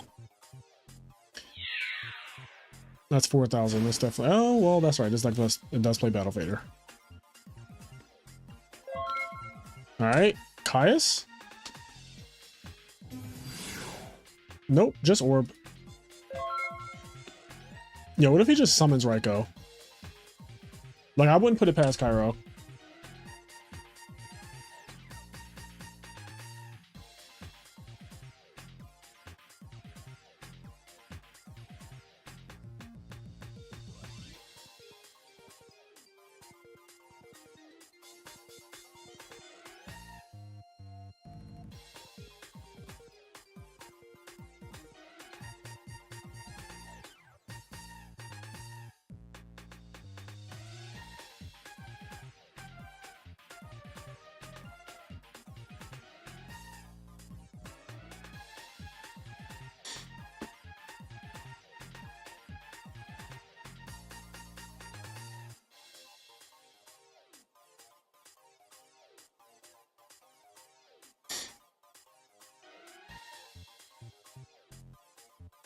My phone's about to go off.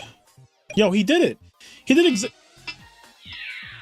And my phone's going off. All right, well, I said, what if he summoned Raiko? He really fucking did it. I think he was busy with his class. Cairo is a teacher in Korea. And so I think right now, like in Korea, it's daytime, right? It's like the afternoon. And he's fully teaching a class right now, I'm pretty sure. So he's probably telling us, kids, sit the fuck down. But in Korean. So whatever that sounds like.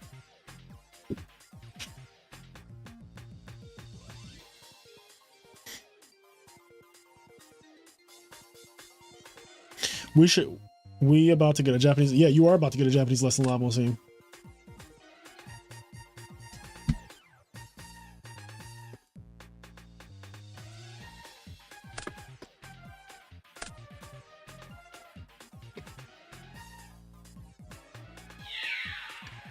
All right, well, I do have to do it. I'm gonna just do it now because I don't want to have to use a freeze.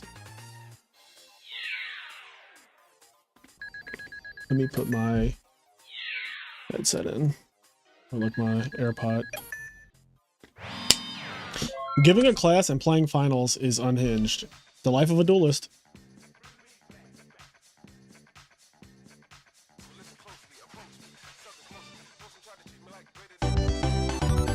Yay, we're going to game 3. I don't really like comedies. Comedy wachoto. Wachoto means I don't really like.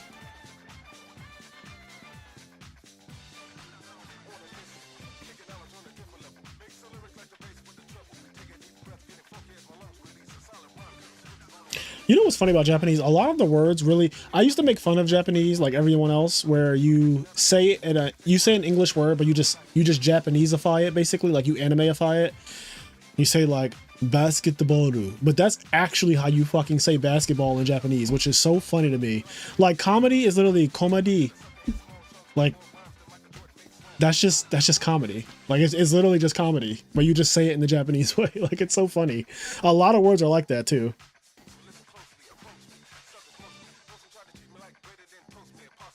Yoku kazoku to komedi.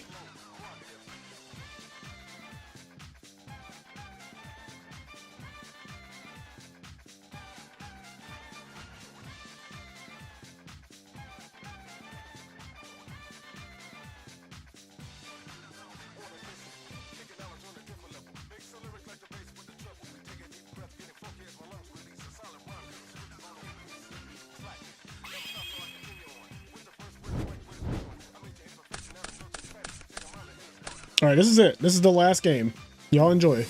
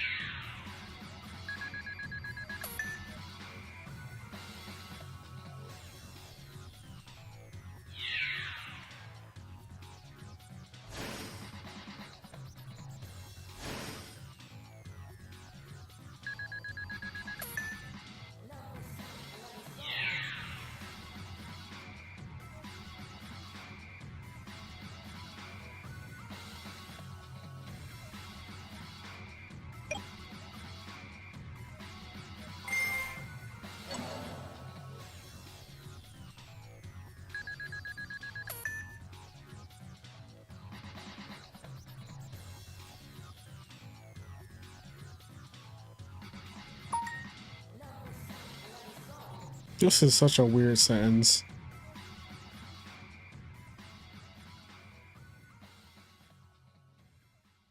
For example, okay, the word for action is action. Like AKUSHON. Like action. Action. It's just the English word, but you just Japaneseify it.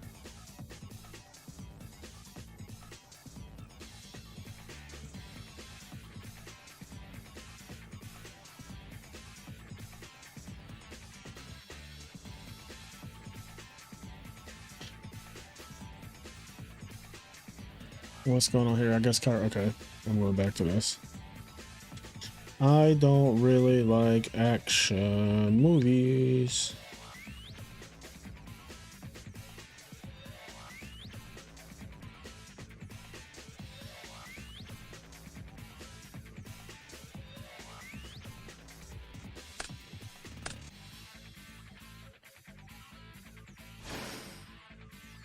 I like American action.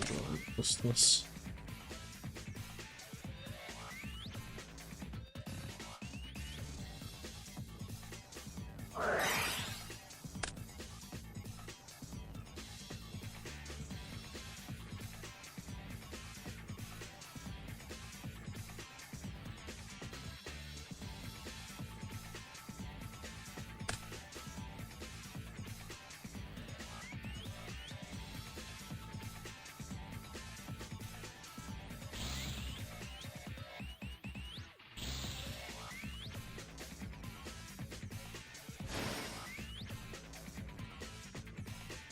Isn't Gore's dead?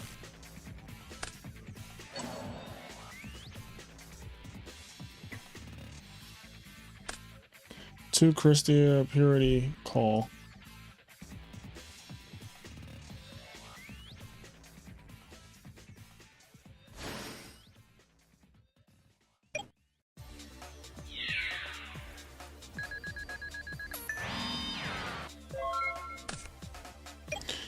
Alright.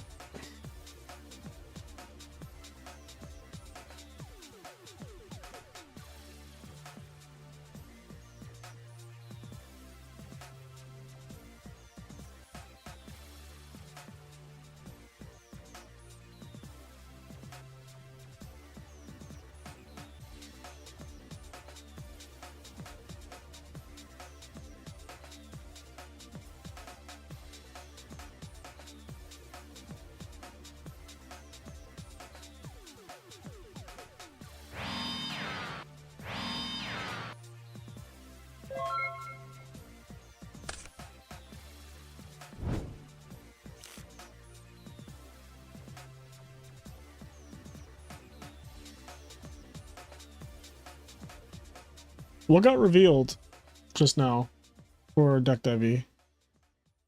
I didn't see it.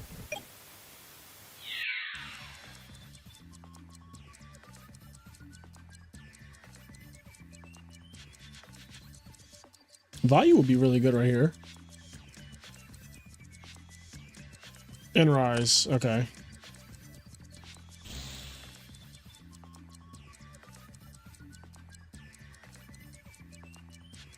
Thank you, Scoop.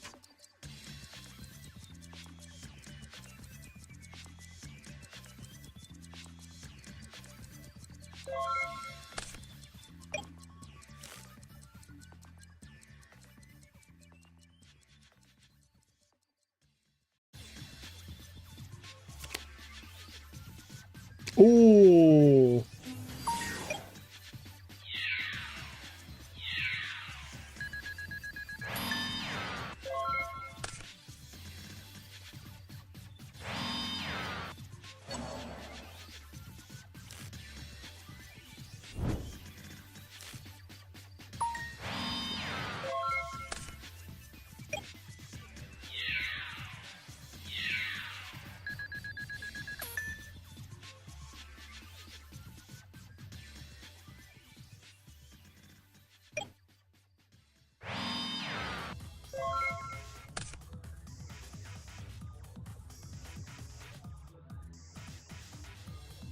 All right, we have ourselves a winner. Congrats to a true hero.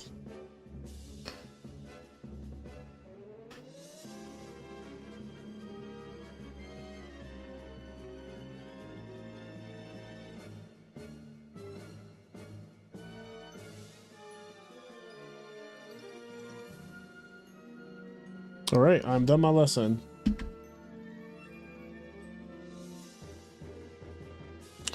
Alright, take this AirPod out. Okay, so let's see what happened. Misplayed that so hard. Rip. Should have done token and attack and then honest Lila, or just save Gore's. Well played. Yep, later fam. Alright. I'll put on the replay for that, and then I need to grab their deck list.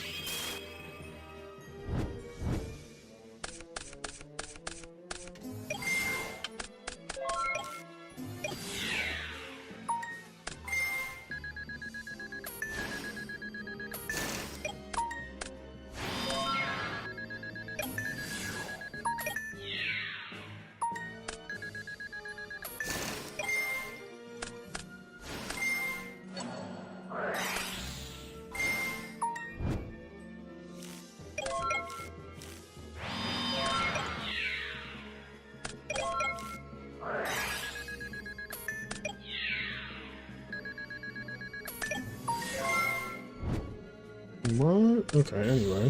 That was a rant.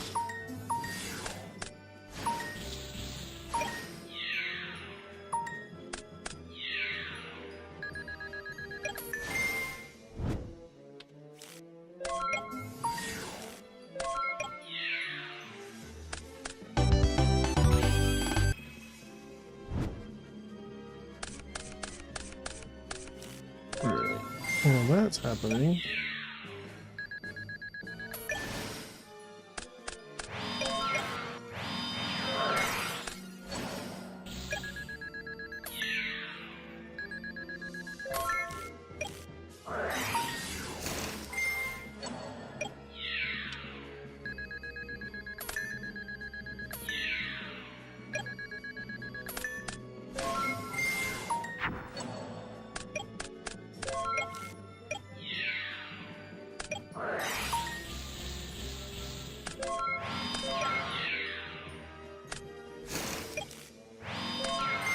Alright, here is the second place deck. Let me do this.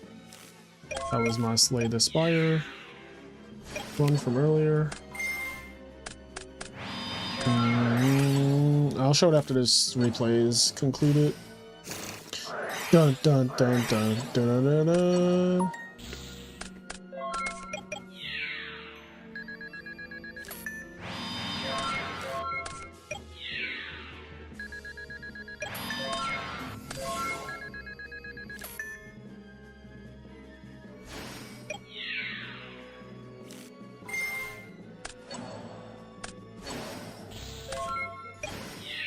Nobody beats a true hero 2 times in a row while giving a class. That's hilarious.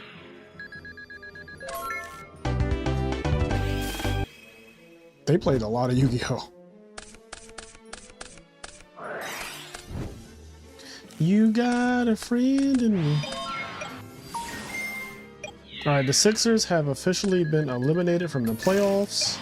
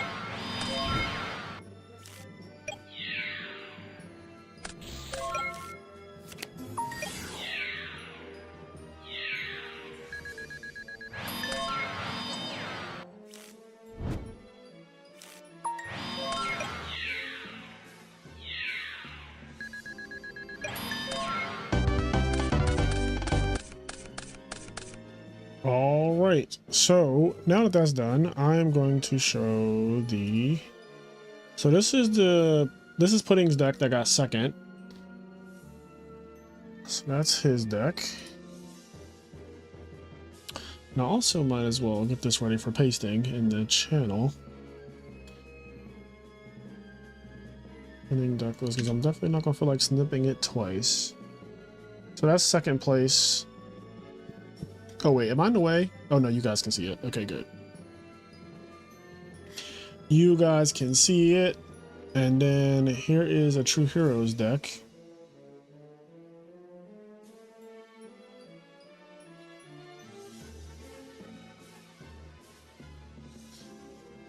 This is the winning deck for tonight. Thanks for playing, guys. IMNerd, Edison on our local 22. We got first place. ATrueHero. Blackwing. And second place is... I am so dehydrated. Pudding playing Chaos Fairy. Okay. Oh, not me. Wait. Did I do that? Okay, I was about to say, why did I tag the wrong people? Anyway.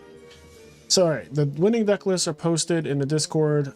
ATrueHero, this is like his 5th tournament win in the IMNerd server, so no surprise there. He was also one of the last people to enter today. But the winner will take home $50, and then second and third will also split the other $50.